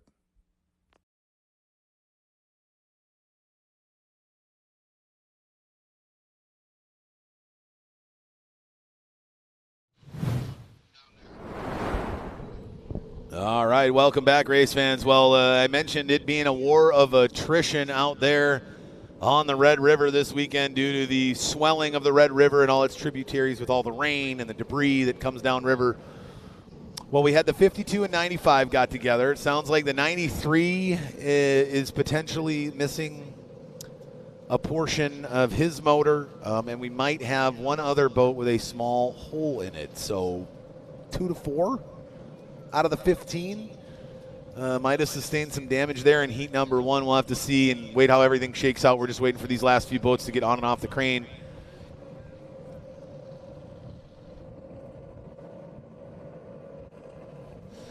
And then we'll get back to qualifying heat number 2. You know, a big reason why we're here and we travel the country in 2024 is because of our fantastic sponsors. Our title sponsor, Mercury Racing. Born from competition, Mercury Racing combines its legacy in powerboat racing and leading-edge technology to design and manufacture high-performance marine propulsion systems, powering wide-open experiences for performance boaters and competitive race teams. Mercury Racing takes you further, faster. Mercury Racing, check them out at mercuryracing.com. JH Performance Boats, custom handcrafted shallow water bay boats built with the highest quality materials. Find them at jhperformanceboats.com. Our Formula Lights title sponsor, the great folks at Seaway Marine, operating out of a 62,000 square foot warehouse that is packed with current OEM parts, aftermarket parts, and vintage hard-to-find parts. They ship over 100,000 packages a year all over the United States. Your number one Johnson & Evinrude parts distributor. They provide same-day shipping on in-stock orders. Seaway staff is arguably the most knowledgeable in the industry with decades of experience. Seaway provides itself excellent customer service. Make Seaway Marine your first call or text for all your marine parts needs, 425-412-4006. Online at email them at sales@sea-way.com or find them online, your one-stop boat motor shop, seawaymarine.com. VP Racing Fuels. VP Racing Fuels, the official fuel of the Formula One Powerboat Championship. VP Racing Fuels has been the fuel choice of champions for decades. Now you can benefit from VP's expanded line of performance additives for your boat, daily driver, or weekend warrior.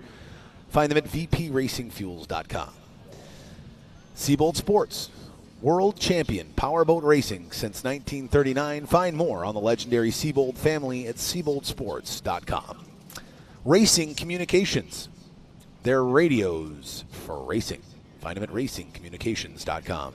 Kicker Marine Audio, the official series audio partner of the Formula One Powerboat Championship. Living loud. Find out more at kicker.com. Kicker Marine Audio produces real marine audio components, meticulously designed, engineered, and built with the durability to withstand the harsh marine environment and power to be heard with clarity, even in an open environment like Formula One Powerboat Racing. Find your next real marine audio at kicker.com. And Moto Marketing Group, providing award-winning advertising and strategic marketing solutions to any size company or team with one-on-one service and consulting. Moto Marketing Group excels in racing and sports marketing, advertising, and design, and they have a track record to prove it. From boats to cars to motorcycles, if it has an engine, they can make it scream. Check them out at motomg.com. Our great series sponsors here in 2024. Again, we're getting ready for this rolling start here in qualifying heat number 2. We're just allowing a couple of the drivers that did sustain some damage there in heat 1 to get it figured out. I don't know if we're going to see the 95 of Tyler Welch or the 52 of Chris Rinker in qualifying heat number 2 after they collided down there in turn number 1.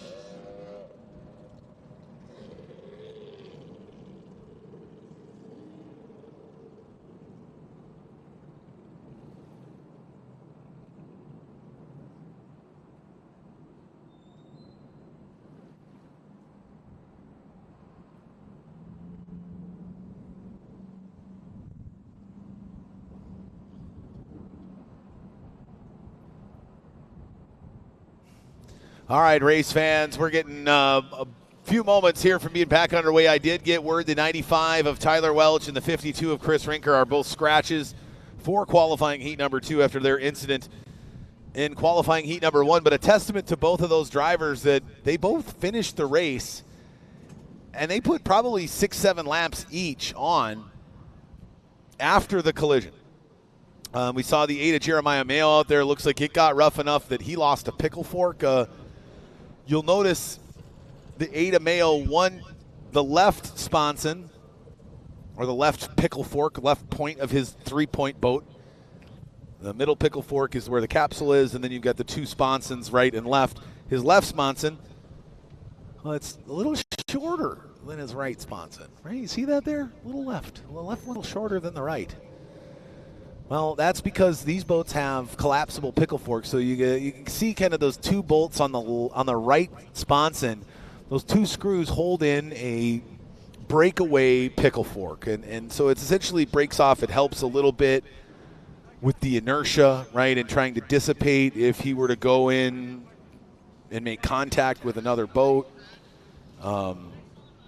It allows to hopefully displace and, move him off of maybe a vital portion of the cockpit or something like that. We've had that happen in the past. This is where those came from.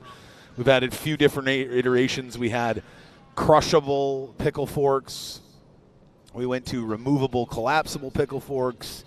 And we've kind of stuck there. Almost all these boats out here do have tips on their sponsons, and those tips are about a foot long or so, hollow, very light. They really don't do a ton structurally, but sometimes this happens. If you go back and watch our footage from 3 weeks ago, the 34 of Jeff Reno, the man out of Okeechobee, Florida, stuffed it coming down the back straightaway and blew both collapsible pickle forks right off of either side, removable pickle forks right off of either side of his boat simultaneously, like they got shot out of a cannon. It was quite funny. What wasn't funny was how rough that water was, and we're glad that the 34 Jeff Reno was okay there. I wonder what happened to the 34 Reno in qualifying heat number 1. I couldn't tell you, and I don't even see him out here for qualifying heat number 2. And it looks like we're about to get ready to line them up here for our second qualifying heat here in Formula One.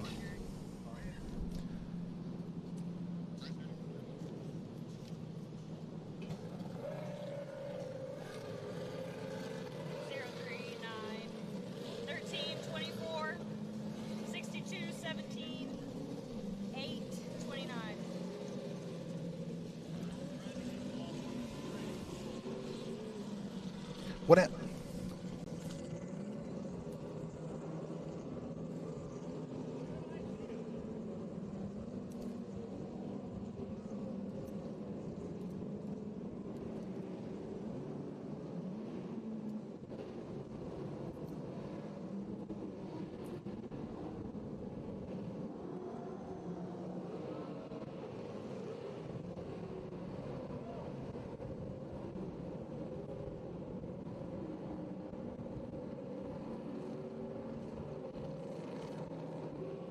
All right, race fans, we've got lined up and ready to go here. We lost 5 boats in qualifying heat number 1. It's tough when you go back-to-back, especially with the amount of debris and the high competitive nature these guys put out on the course. So we lost both boats of the Chuck Skelton Racing team, both the 93 of R.J. West and the 92 of Dean Comer. We lost the 95 of Tyler Welch, who got together with the 52 of Chris Fairchild. We saw the extensive damage on that 52 McLean Trailers Rinker Boat World machine. We knew he wasn't coming back, but we also lost the 34 of Jeff Reno. He only made 1 lap and went out. I don't know what happened to him, but we've got him lined up the north end of the course. Here they come on the pole, the 99 of Travis Yates on the inside of row 1. On the outside of row 1, the number 12 of Sean Love. On the inside of row 2, the 03 of Dustin Terry. On the outside of row 2, the 9 of Johnny Fleming. Then it's the 13 of Grant Schubert, the 24 of Spencer Love. 62 of Chris Fairchild, the 17 of Dylan Anderson, the 8 of Jeremiah Mayo, and the 29 of of Jared Jensen. Here we go, ladies and gentlemen, the 8 of Jeremiah Mayo getting way ahead of the 17 of the 62 of Chris Fairchild. What happened to him in the 03 of Dustin Terry and the 99 of Travis Yates? Going side by side down the back straightaway. On the outside, it's the 03 of Terry. And you see him go 3 wide. The 24 of Love and the 17 of Anderson go outside the bridge embankment. That's the first time all day. And then the 99 of Yates goes down to the pin. The 03 of Terry now sweeping it wide up the outside, drag racing down the front stretch. It's the 99 of Yates on the inside. The 03 of Dustin Terry wide to the outside. V8 4-stroke versus V8 4-stroke. The 8 of Jeremiah Mayo, he started 11th. Well, he's already up into 3rd. Jeez, where is this kid coming from? He clearly wants to give himself the best birthday present possible. The 8 of Jeremiah Mayo started 10th. He's now in 3rd, and we've just started our first lap of this 8 minutes plus 1 lap qualifying heat here in qualifying heat number 2. As they continue to push, the 03 of Dustin Terry now is able to get by the 99 of Travis Yates. Now here comes the 8 of Jeremiah Mayo. We got teammates 1, 2, 3, and 4. The Outlaw F1 team has got all top 4 spots here in this second qualifying heat with the 03 of Dustin Terry. Now the 8 of Jeremiah Mayo gets by the 99 of Travis Yates, who sits in 3rd. And now we got a battle between the 13 of Grant Schubert and the 24 of Spencer Love. Love walks right by the 13 of Schubert going down the back straightaway. Look at him start to pull away from the young driver running for Captain Jacks. That's that Clover construction machine. The number 24 of Spencer Love. I don't know what happened to the number 12 of Sean Love. He got mired way back there, and he was started on the outside of row 1. I don't know what happened to him. Now the 17 of Dylan Anderson starting to catch up with the 13 of Grant Schubert, looking to knock him back a peg as well as he sits in 6th position.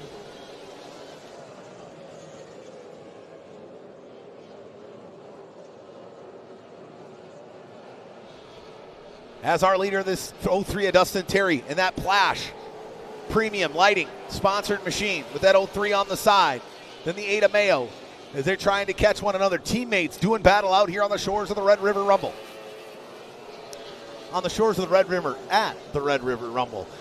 As the 03 of Dustin Terry now comes off in turn number 2, pushes it down the back straightaway, going back upstream, packing air onto that 17-foot long tunnel hull with that V8 4-stroke 250 APX Mercury on the back.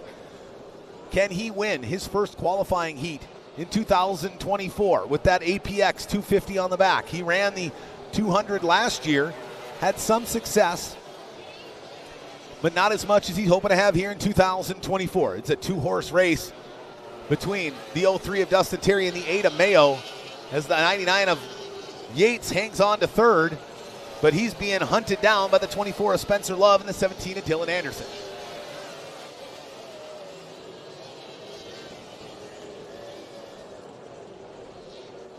The 03 of Terry comes off of lane 2 now. Wide to his outside hips. The 8 of Mayo laying down the nose of that Hoffman Composite Formula 1 with snap-on tools on the outside. 105, 110, 115 miles an hour. Now he goes into the wake, goes down into turn 1. The benefit he has is the 03 of Terry has to keep that big, heavier V8 4-stroke wider through the turns. Mayo with that lighter 2.5 2-stroke V6. He's got an extra 100 pounds of weight in the back, so it makes it harder to turn. The 8 of Mayo now it's getting real squirrely coming out of turns 3 and 4 as him and his teammate, the 03 of Dustin Terry, the man out front, are in a cat and mouse game coming down the front stretch. The 03 of Terry now works his way down into turn number 1, kind of crabs it down in, kind of tilts it before he goes into 1, apexes between turns 1 and 2, and then hugs it tight, but where he puts the apex of his turn allows him to get to lane 1 on the exit turn and scrub up that water for the 8 of Jeremiah Mayo. We'll see it here, right? He'll sweep, leave open a lane, Jeremiah will cut in, and then he sweeps it right down into the pin on the exit turn, forcing the 8 of Mayo to go back over the wake. Scrubs off just enough speed here. We're on this a little bit shorter course. He just doesn't have the runway to track down the 03 of Dustin Terry. As they continue to push and fight between the 8 of Mayo and the 03 of Dustin Terry. As we continue to push over the top of our leaders, the 8 of Jeremiah Mayo, they're on the outside hip. Our leader, the 03 of Dustin Terry, he crosses the start-finish line. One more lap down in this 8 minutes plus 1 lap qualifying heat here. Qualifying heat number 2, final qualifying heat on Saturday in the Formula 1 class. He cannot seem to find a way around as he goes through the wake. Now goes wide to the outside. The 8 of Jeremiah Mayo does not have an answer. Now he goes down into 1. Has to cross over the wake again. What a great job by the veteran Dustin Terry in driving the 8 of Jeremiah Mayo all over the course. He knew that Mayo had top speed. I mean, he was the top qualifier. That wasn't going to be surprising. But he knew if I can get out in front of him, I got to drive him all over the course, but I can do it if I have to. Now we got a battle brewing for third. Here's the 99 of Travis Yates. Comes across the start-finish line in the 24 of Spencer Love as they go down into turns 1 and 2. Love with a 2.5 V-stroke, V6 two-stroke. Yates, another one of those early adopters of the 250 4-stroke V8. As they go down the back straightaway, Spencer Love goes way wide to the outside of the bridge. And now here comes the 17 of Dylan Anderson as we got 3 boats battling for the final spot on the podium here in this second of 2 qualifying heats this afternoon in Formula One. As there's the 99 of Travis Yates, the boat sitting in third, comes down the front straightaway. About a quarter of a second lead over the 24 of Spencer Love as they fight for podium. Who's going to get it? There's the 17 of Anderson flashing in late. Now we go back to our leaders. The 03 of Terry still out in front, but that gap closing. Oh, he's going to make a move, goes down to the inside. Oh, and Terry just shuts the door on the 8 of Jeremiah Mayo. He is all over his teammate, the 03 of Dustin Terry, the 8 of Jeremiah Mayo. He's like a gnat. He just won't go away. He's staying there right on his hip, and he's telling him, hey, Dustin, push a little too hard just once. I dare you. And he's going to jump all over him. Does he going to have enough time left in this race? 8 minutes plus 1 lap, and we've only got a little bit more than 1 minute plus 1 lap remaining here in this second of 2 qualifying heats. We lost 5 boats in qualifying heat number 1. The Red River threw everything she had at us, and she took out a few competitors. It's going to be a war of attrition this weekend. Here's the battle down at the far end of the course. The 90-98's down to the inside. The 24 Spencer Love's got to go way wide to the outside as they come off of turns 3 and 4. What a move there by the 99 of Travis Yates. He caught the 24 of Spencer Love sleeping. Can he hold him off, though, for these final 2 laps? As our leader, the 03 of Dustin Terry, continues to fight, but what a battle we got going on here. The 99 of Yates on the inside. The 24 of Love on the outside as they lay down the hammer. Down the backstretch, it's 4-stroke versus 2-stroke. The 4-stroke on the inside. Can he hang on for 1 more lap? Oh no, we lose a little picture there. He goes wide to the outside. Can the 24 of Spencer Love wheel it around the outside as he comes crabbing out of turn number 4 on the final lap of the final qualifying heat of the day. The 24 of Spencer Love has jumped onto the podium. What a great run there by the 24 of Spencer Love. But now let's jump back to our leaders. The 8 of Jeremiah Mayo doesn't have an answer as we're on the white flag. Go fast, turn left just a couple more times as they come out of the final turn. Who's going to hang on to win? Out in front, taking the checkered flag in qualifying heat number 2, running for Plush Premium Lighting out of Houma, Louisiana, number 3, Dustin Terry. And right on his heels, finishing in second, the 08 of Jeremiah Mayo.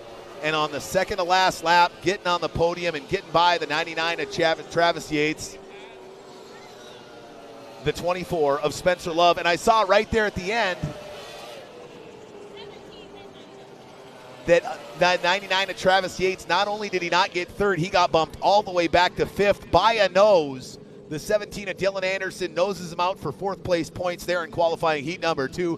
Whew, what a doozy it was here in Formula One. It was no shortage of interesting things that went on, and that's not all. We got the tri-hulls coming up next. The final heat of the Texas tri-hulls, bumper boats at 65 miles an hour, so don't go anywhere. You're going to see some of the craziest racing you've seen all afternoon here on the shores of the Red River in downtown Shreveport-Bossier, Louisiana, as we bring our Texas tri-hulls out for their second qualifying heat today, the final race of Saturday's afternoon racing here at the Red River Rumble.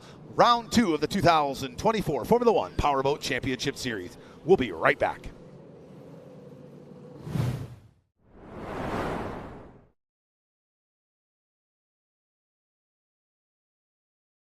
VP Racing Fuels has been the official fuel of racing for over 45 years. But VP isn't just race fuels.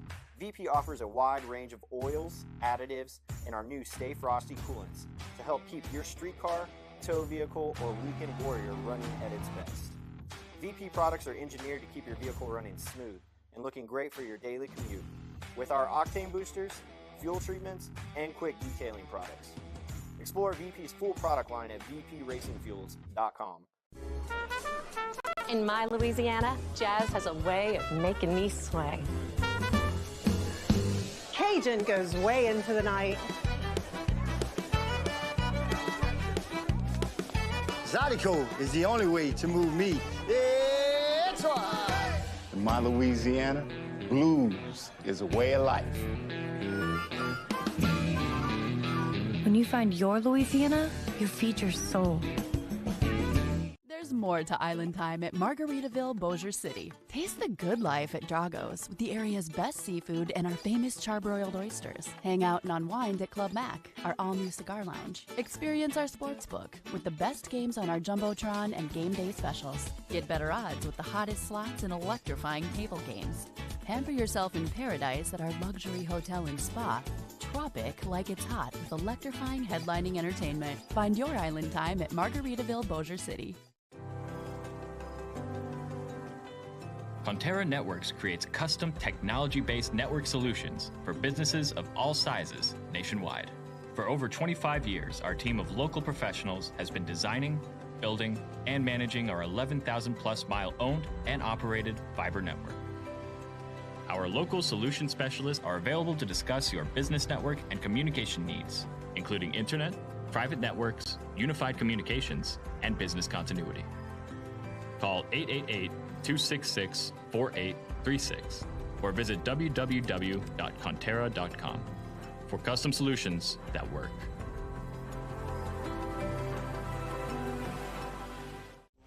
Mercury Racing was forged in the heat of competition.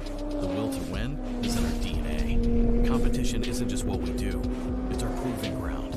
It's about the pursuit of power, performance, and endurance that pushes our limits and yours. We create premium marine power to take you faster and farther. The world offers limits. Mercury Racing offers freedom. Live wide open. Formula One powerboats are sleek, glamorous, lightweight, and extremely maneuverable, with a power-to-weight ratio among the highest in all motorsports. Their performance speaks for itself, accelerating from 0 to 100 miles an hour in under 5 seconds, keeping it on par with a Formula One car. Top speeds in excess of 120 miles an hour, while making 180-degree corners at 100 miles an hour, pulling 7 Gs in the process, making them the hardest-turning race vehicle in the world. Formula One powerboat competition begins with a 20-boat field lined up at the start pontoon, with their engines silent, awaiting the modified Le Mans start. At the drop of a flag, the world-class drivers tails shoot thousands of gallons of water as they simultaneously accelerate towards the first turn. This spectator-friendly racing on tight courses made up of right and left-hand hairpin turns with various straightaways provide deck-to-deck racing action front and center for the fans in the viewing area. No 2 laps are the same due to the ever-changing wind and water conditions, making an F1 boat one of the most challenging racing machines to conquer on the planet. The Formula One Powerboat Championship is an 8-race series contested across North America from May to October. Established in 2017, the series features weekend-long community events highlighted by the Formula One boats capable of speeds in excess of 120 miles an hour. Along with support classes of Tri-Hull and Formula Lights, the family-friendly, up-close and personal sponson-banging competition creates thrills rarely experienced by motorsport racing fans. U.S. powerboat racing heritage began in 1903, formation of the national governing body, the American Powerboat Association, that still governs today. Formula One racing for the last 6 decades has been the pinnacle classification in powerboat racing, recognized as one of the world's most spectacular racing vehicles. The F1 boat's lightning-quick acceleration combined with its razor-sharp turns, creating the unique non-stop action on the water. The races are more than a series of one-day events. They have evolved into marquee, multi-interest, weekend-long community festivals. Formula One Powerboat Championship Series produces some of the largest entertainment events in the major markets they visit, attracting tourism dollars to the local economy, while entertaining huge global audience. Large on-site event attendance and coupled with mass media exposure through various channels regionally, nationally, and internationally, our live streaming programs give each event global reach on various social and traditional channels, reaching millions of fans.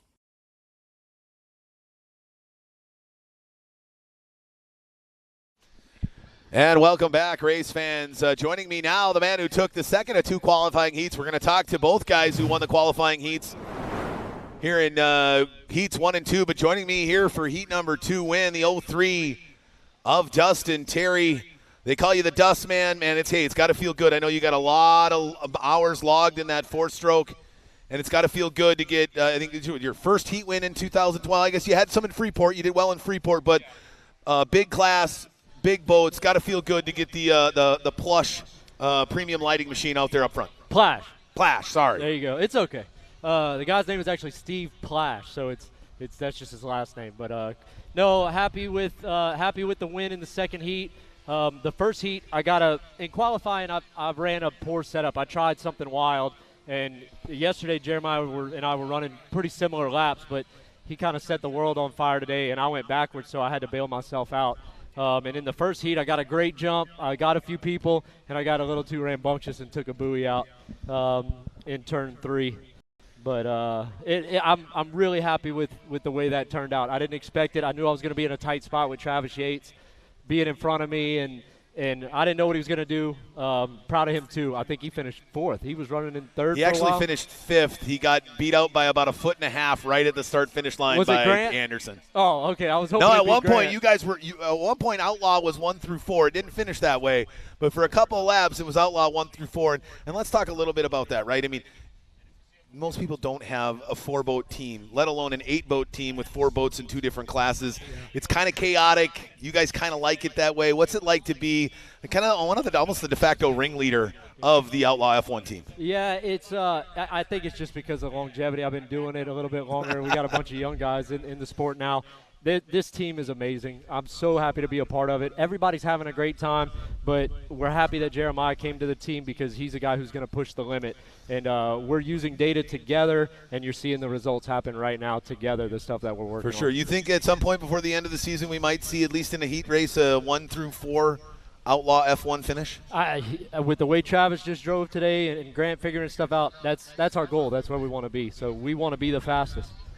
Right on, man. Well, hey, you were the fastest in Heat 2. I know you got some ground to make up, but I'm going to chat with your teammate, the young man who you had a lot of fun with there in Heat number 2. Ladies and gentlemen, qualifying Heat number 2 winner, the 03 of Dustin Terry in that Plash Premium Lighting sponsored machine. That's going to get me all season.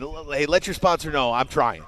But right now, joining me is the young man who set the world on fire with a 29.525 this morning. You went out and you going wire to wire in Heat number 1. Man, you seem really comfortable in that Hoffman machine. Yeah, last year spent a season in that boat. Kind of got it the way we wanted.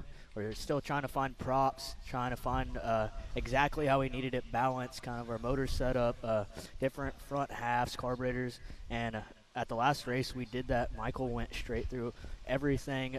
We ran a prop that we liked good on that boat, and it's breaking, so we were nervous about running it, and it held together, so it's good. Me and that boat mesh very well. Right on. Well, hopefully that thing will stay together. We talked about the propeller is really the X factor in today's racing, especially with more of the 4-strokes moving in. That's really the only thing they have to change the attitude of their boat. But boy, you've really got that thing locked in. It's got to feel good to give yourself a nice little birthday present of coming out and setting qualifying pole, winning Heat 1. I would say right now you are definitely in the points lead, right? You're sitting in the catbird seat for the pole position tomorrow, and let's talk about that. How important is that with this narrow river, the debris, getting out in clean water, all those things? Seems like it's huge if you could grab that for tomorrow's final. Yeah, it is great, obviously, to be out front, but first you got to watch out for all the debris in the water. While you're driving down the back straightaway, you're just zoned in front of you, zigzagging down the course, trying not to destroy that prop or a lower unit, because you do that, it takes you out of the race. For sure, and we saw that. I mean, we lost 5 boats in qualifying Heat number 1. Now, a couple of them had nothing to do with the river themselves, but getting into one another. But it seems like that's going to be a part of this, is that war of attrition and just maybe having a little bit of luck on your side on top of all the skill. Yeah, it's definitely that. I mean, during the race, this river gets rough. I mean, you're out of the water just as much as you're in the water. Through a turn, you're bouncing around, you're skipping out. You got to kind of dial in, pick a line, and stay with it. You got to find that power, throttle through it, not necessarily just run through it like you can on smoother courses. For sure. Yeah, and talk about that. You mentioned about finding your line and staying on that line and staying in that groove. That proves to be tough when you get into a battle like you were with your teammate there, the 03 of Dustin Terry, in that second qualifying heat. I mean, he'd leave you a lane in the entrance pin, right? And by the time he apexed through the corner and got to the exit pin, you're like, hey, where did my lane go? When you have to deal with the debris, the rough river, is it hard does it make it harder to make those mid-race adjustments when you're essentially having to play a game of chess at 120 miles an hour? Oh, definitely. I mean, you're playing cat and mouse. You're trying to tell the guy, okay, this is my line, and then boom, you want to throw it in there and switch the line up so that guy's caught off guard. And the entire time, that guy is using his mirrors, running your line, trying to take your perfect line away because he knows that's where you're the fastest, and that's where you gain the ground on him. For sure. Well, you guys played quite the heck of a game of cat and mouse. I'd love to see more of that, especially in maybe a longer 17-minute plus 1 lap main event tomorrow afternoon. But for now, no holes, no debris, and more points than anybody else through 2 heats. Got to be pretty good to be Jeremiah Mayo. Oh, it's great. We're going to go back and try and make sure everything is good for tomorrow. Right on, man. Well, hey, congratulations. Best of luck the rest of the day. Ladies and gentlemen, your points leader through 2 qualifying heats, number 8 of Jeremiah. Get out of my way, Mayo. We got one more race coming up, the conclusion of racing action here at the 2024 Red River Rumble here in downtown beautiful Shreveport-Bossier, Louisiana, as we've got the Texas Tri-Hulls coming up, wrapping up Saturday's racing here. We'll be right back with our conclusion of Saturday here at the 2024 Red River Rumble.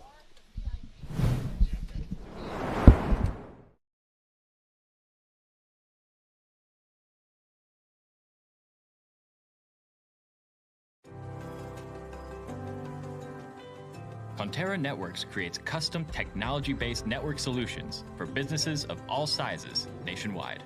For over 25 years, our team of local professionals has been designing, building, and managing our 11,000-plus mile owned and operated fiber network. Our local solution specialists are available to discuss your business network and communication needs, including internet, private networks, unified communications, and business continuity.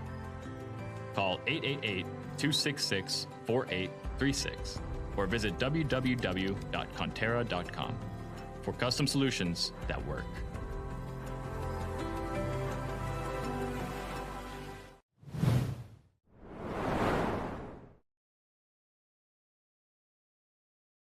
There's more to island time at Margaritaville, Bossier City. Taste the good life at Drago's with the area's best seafood and our famous charbroiled oysters. Hang out and unwind at Club Mac, our all-new cigar lounge. Experience our sportsbook with the best games on our Jumbotron and game day specials. Get better odds with the hottest slots and electrifying table games. Pamper yourself in paradise at our luxury hotel and spa. Tropic like it's hot with electrifying headlining entertainment. Find your island time at Margaritaville, Bossier City. VP Racing Fuels has been the official fuel of racing for over 45 years. But VP isn't just race fuels. VP offers a wide range of oils, additives, and our new Stay Frosty coolants to help keep your street car, tow vehicle, or weekend warrior running at its best. VP products are engineered to keep your vehicle running smooth and looking great for your daily commute. With our octane boosters, fuel treatments, and quick detailing products. Explore VP's full product line at vpracingfuels.com. Formula One powerboats are sleek, glamorous, lightweight, and extremely maneuverable, with a power-to-weight ratio among the highest in all of motorsports. Their performance speaks for itself. Acceleration from 0 to 100 miles an hour in under 5 seconds. Top speeds in excess of 120, cornering at 100 miles an hour, all while pulling 7 Gs in the process. The competition begins with a field of 20 boats lined up on the start pontoon. Engines silent, awaiting the modified Le Mans start. When the green flag drops, these world-class drivers ignite their rockets to life. Engines roaring and rooster tails flying, they simultaneously accelerate towards the first turn. With tight courses close to the shoreline, made up of right and left-hand turns that offer deck-to-deck, heart-pounding action and guarantee fans up close and front and center views, no 2 laps are the same due to the ever-changing wind and water conditions, making the F1 boat one of the most challenging racing machines to conquer on the planet. Founded in 2017, the Formula One Powerboat Championship is an 8-race series contested across North America, featuring weekend-long community events highlighted by the Formula One boats and supporting classes. U.S. powerboat racing's 120-year heritage began with the formation of its governing body, the American Powerboat Association. For the last 6 decades, Formula One powerboats have been the pinnacle classification in powerboat racing. Recognized as one of the world's most spectacular racing vehicles, these events have evolved into more than a series of one-day races, developing into marquee, multi-interest, weekend-long community festivals, producing some of the largest entertainment events in major markets, attracting tourism dollars, benefiting the local economies, while delighting the global audience. Large on-site event attendance is coupled with mass media exposure through various channels, regionally, nationally, and globally. Our live streaming programs give each event international reach on various social and traditional channels, reaching millions of fans. Our marketing partners enjoy outstanding return on investment with our unique sport and custom flexible approach of the Formula One Powerboat Championship.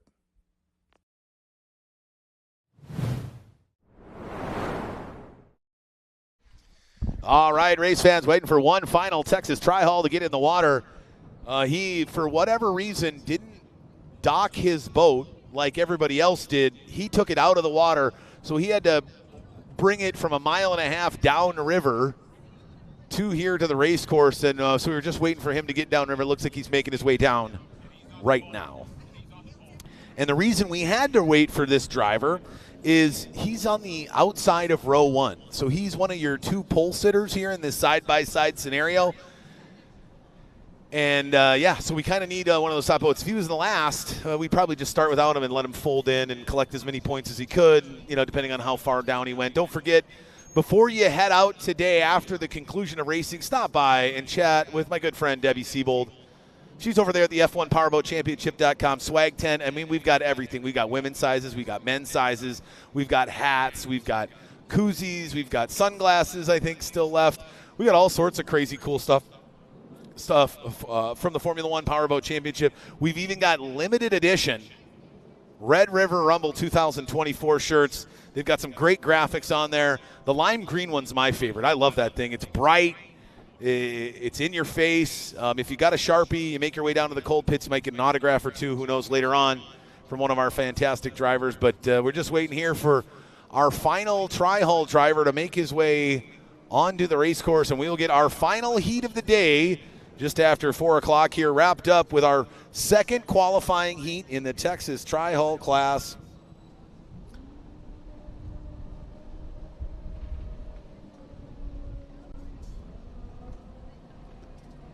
There's the 88 of Josh Wells out on the river. He's got a new sponsor this weekend, Brondo the Thirst Mutilator. It's what boats crave.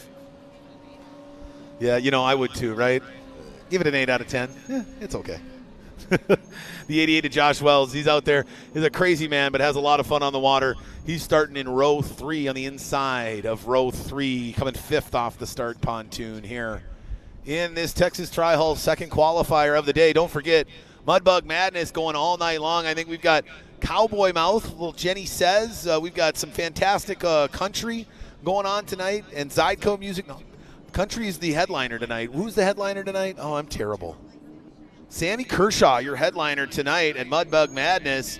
So check that out here later tonight. After the racing concludes, Mudbug Madness is going to be going till, I don't know, probably 11:30, midnight tonight. Ice cold beer, which is always great on a pleasantly humid day, I would say, here in Louisiana in almost June. I can imagine this time of year it's probably even a little warmer than this, so I'll take it. Looks like our boats are getting warmed up here. We're waiting for our final driver. Where is Mr. Rubin?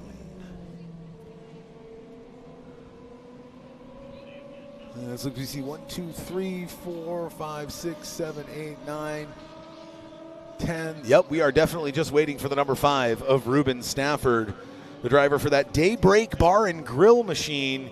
He spent too much time building his new bar and not enough time figuring out how to launch his boat. This is what happens. But a great driver, former Formula One driver, the number 5 of Ruben Stafford, hung up the helmet for a few years on the Formula One side, now jumped back into the Tri-Hall. Having a lot of fun out there, and a pretty darn good driver as well. Just poor time management.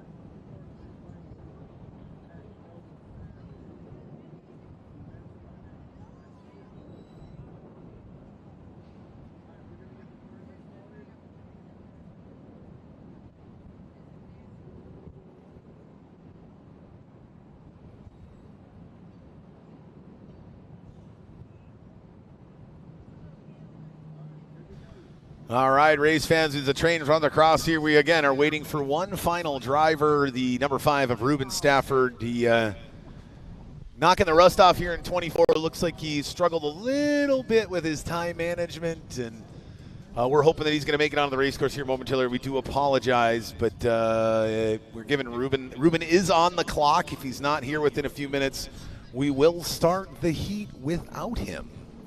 As we got all the drivers have checked their lineups, make sure they know where they're at on the starting grid.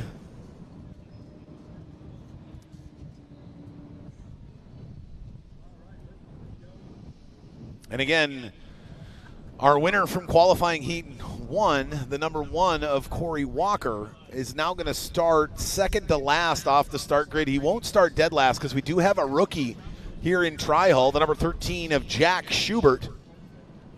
Is out there running his first race ever in the Texas Tri-Hull. 16 years old, a part of a large Schubert contingency. I think this is now the 4th Schubert in the last 2 generations to race.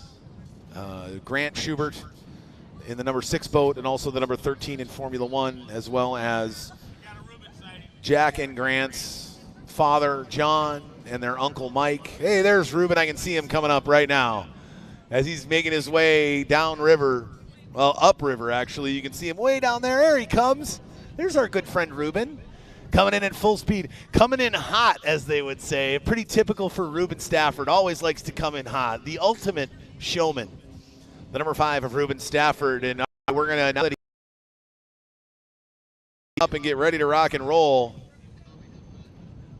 here for qualifying heat number 2 in the Texas Tri-Hull, which will wrap up Saturday's racing here at the 2024 Red River Rumble, downtown Shreveport-Bossier, Louisiana. Memorial Day weekend, what a fantastic weather we're having right now. I mean, could you ask for a better Memorial Day Saturday? A little humid, a nice light breeze, sun not too bad, fantastic Saturday. I mean, now granted, I sweated through my hat, but hey, that's okay. I'm a kid from Minnesota. I don't handle the heat too well, but here we go. Let's take a look at our starting grid for qualifying heat number 2. Final race of the day here on Saturday. On pole position here in qualifying heat number 1, the number 54, Smiley Darren Ware. On the outside of row 1, number 5, in that backwater Daybreak Bar and Grill of Ruben Stafford. On the inside of row 2, in that JH Performance, John Deere Green, number 33 of John Ottinger, the Bay City, Texas native. On the outside of row 2, the 26 of Briston Sherman. On the inside of row 3, the 88 Brondo, the Thirst Mutilator, sponsored of Josh Wells, also known as Not Sure. On the outside of row 3, the 52 running for McLean Trailers. That's half the Rinker Racing Team, Tanner Rinker. On the outside, on the inside of row 4, that's the number 6 of Grant Schubert, and that Captain Mark Seafood sponsored entry. On the outside of row 4, the number 17, the Dude, Neil Marsh. On the inside of row number 5, the 37 of Mason Rinker, who took second in heat number 1, running for Rinker Boat Worlds. Then the 1 of Corey Walker on the outside of row 5, and on the inside of row 6, our rookie, the 13 of Jack Schubert. We are about to get ready to finish our last heat of racing here on qualifying Saturday at the Red River Rumble. And we are underway. He drops a green flag and they take off. Nice run there by the number 5 of Ruben Stafford. And that Daybreak Bar and Grill. Here comes the 26 of Briston Sherman as well. Look out, Darren Ware. Oh, they hit some big rollers coming down the front stretch. The 5 of Stafford chooses to go wide to the outside. Finds that clean water way wide out there is Briston Sherman as they go almost 5 wide coming out of turn number 1 as we start lap 1 of 7 here in this second qualifying heat in Texas Tri-Hull. Neil Marsh already moved up into second. Did I see that right? He went from 8th to 2nd in 3/4 of a lap.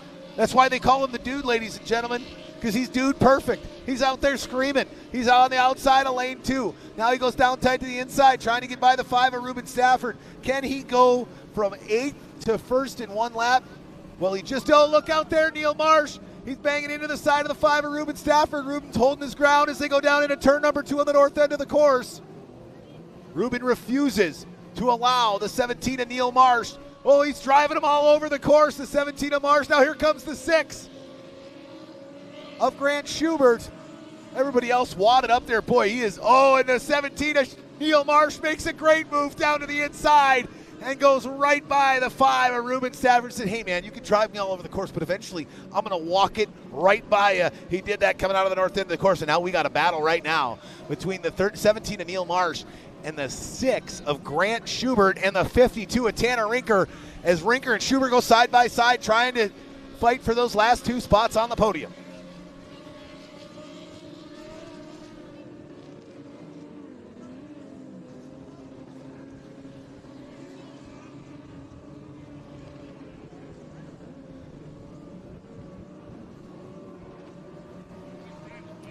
All right, the 17 of Neil Marsh out in front. Now the 6 of Grant Schubert, then the 52 of Tanner Rinker, followed by the 5 of Ruben Stafford, the 54 of Darren Ware, the 37 of Mason Rinker, the 1 of Corey Walker, the 88 of Josh Wells, the 33 of John Ottinger, the 26 of Briston Sherman, and the 13 of Jack Schubert. Oh no, we got a boat dead in the water. That's the 52 of Tanner Rinker, dead down in turn number 1. He was sitting in 4th position.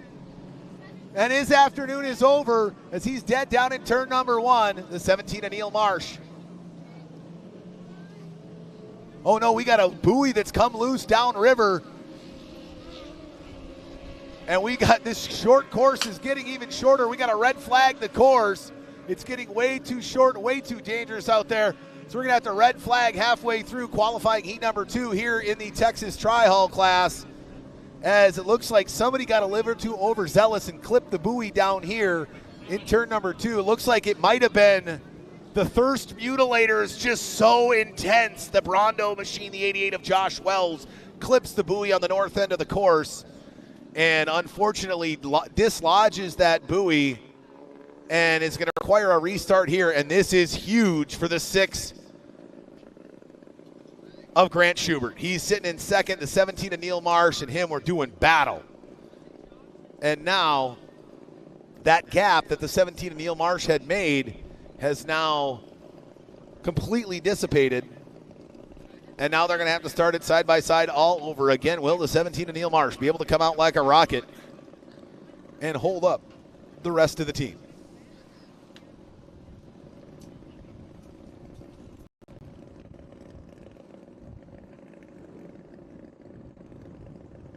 All right, ladies and gentlemen, I apologize. We had reached the over the halfway point due to the delays in the open water that we have to give back to you, John Q. Public.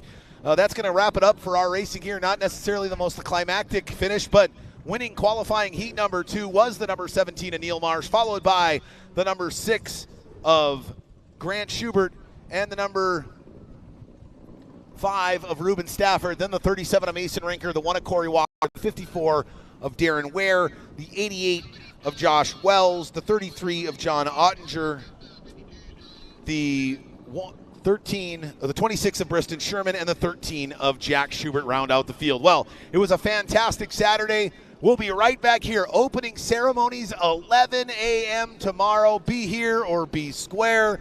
We're going to have a fantastic day. We're going to have top-notch competition up and down the Red River here for round 2. The 2024 Red River Rumble. Let's take a look at that there. The 17 of Neil Marsh just getting driven all over the course by the number 5 of Ruben Stafford. Boy, you can tell that nobody in Tri-Hull wants the 17 of Neil Marsh to win. Absolutely nobody. They are all driving the 17 of Marsh all over the race course, but it didn't matter though, because down there after that move, he snuck down to the inside and said, see you later, Ruben, and took off on all of them, and that's the 17 of Neil Marsh. He finishes in the top 3 in qualifying heat number 1. He finishes in the top 3 in qualifying heat number 2. He will be your points leader going into qualifying heat number 3, and if he can run a solid race in Q3 tomorrow morning, he will be your pole sitter in the main event tomorrow afternoon in Texas Tri-Hull. So again, we'll be right back. We'll be back tomorrow morning, 11 a.m. Central U.S. Standard Time. For those of you watching from all across the world, wherever you are, we thank you. We appreciate you for hanging out with us on this beautiful Memorial Day weekend on this Saturday afternoon. We're going to take it out with a couple of words from our sponsors. God bless, good night, and we'll see you tomorrow for Sunday's conclusion of round 2 of the 2024 Formula One Powerboat Championship Series. It's the 2024 Red River Rumble.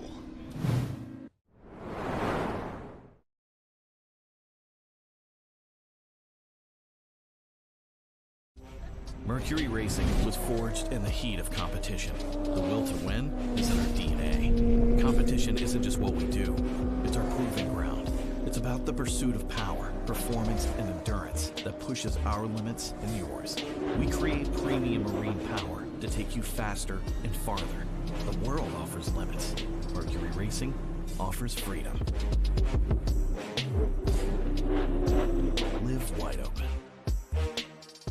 VP Racing Fuels has been the official fuel of racing for over 45 years. But VP isn't just race fuels. VP offers a wide range of oils, additives, and our new Stay Frosty coolants to help keep your street car, tow vehicle, or weekend warrior running at its best. VP products are engineered to keep your vehicle running smooth and looking great for your daily commute with our octane boosters, fuel treatments, and quick detailing products. Explore VP's full product line at vpracingfuels.com. Conterra Networks creates custom technology-based network solutions for businesses of all sizes nationwide.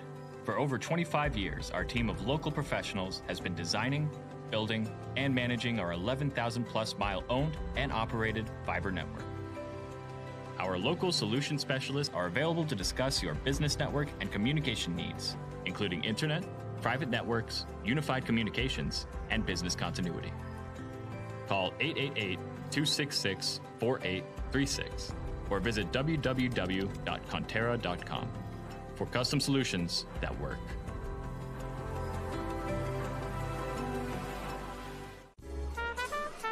In my Louisiana, jazz has a way of making me sway.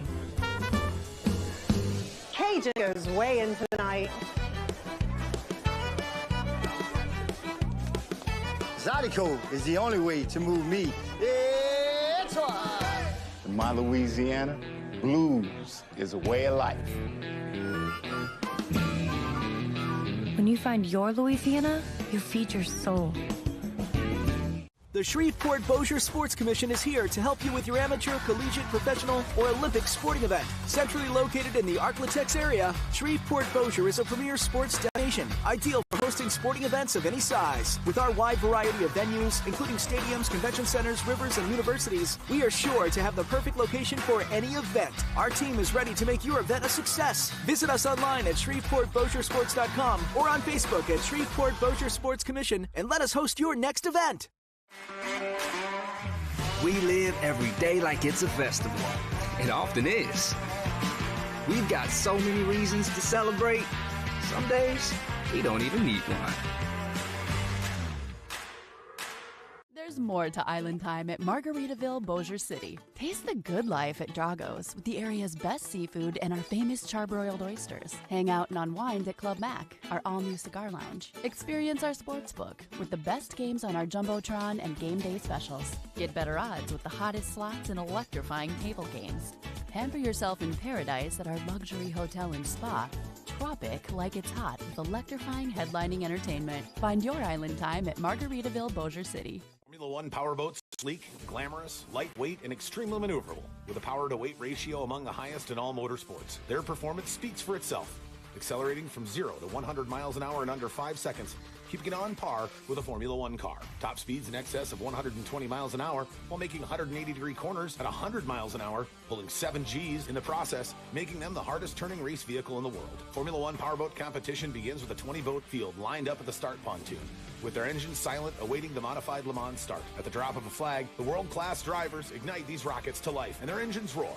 Rooster tails shoot thousands of gallons of water as they simultaneously accelerate towards the first turn. This spectator-friendly racing on tight courses made up of right and left-hand hairpin turns with various straightaways provide deck-to-deck racing action front and center for the fans in the viewing area. No 2 laps are the same due to the ever-changing wind and water conditions, making an F1 boat one of the most challenging racing machines to conquer on the planet. The Formula One Powerboat Championship is an 8-race series contested across North America from May to October.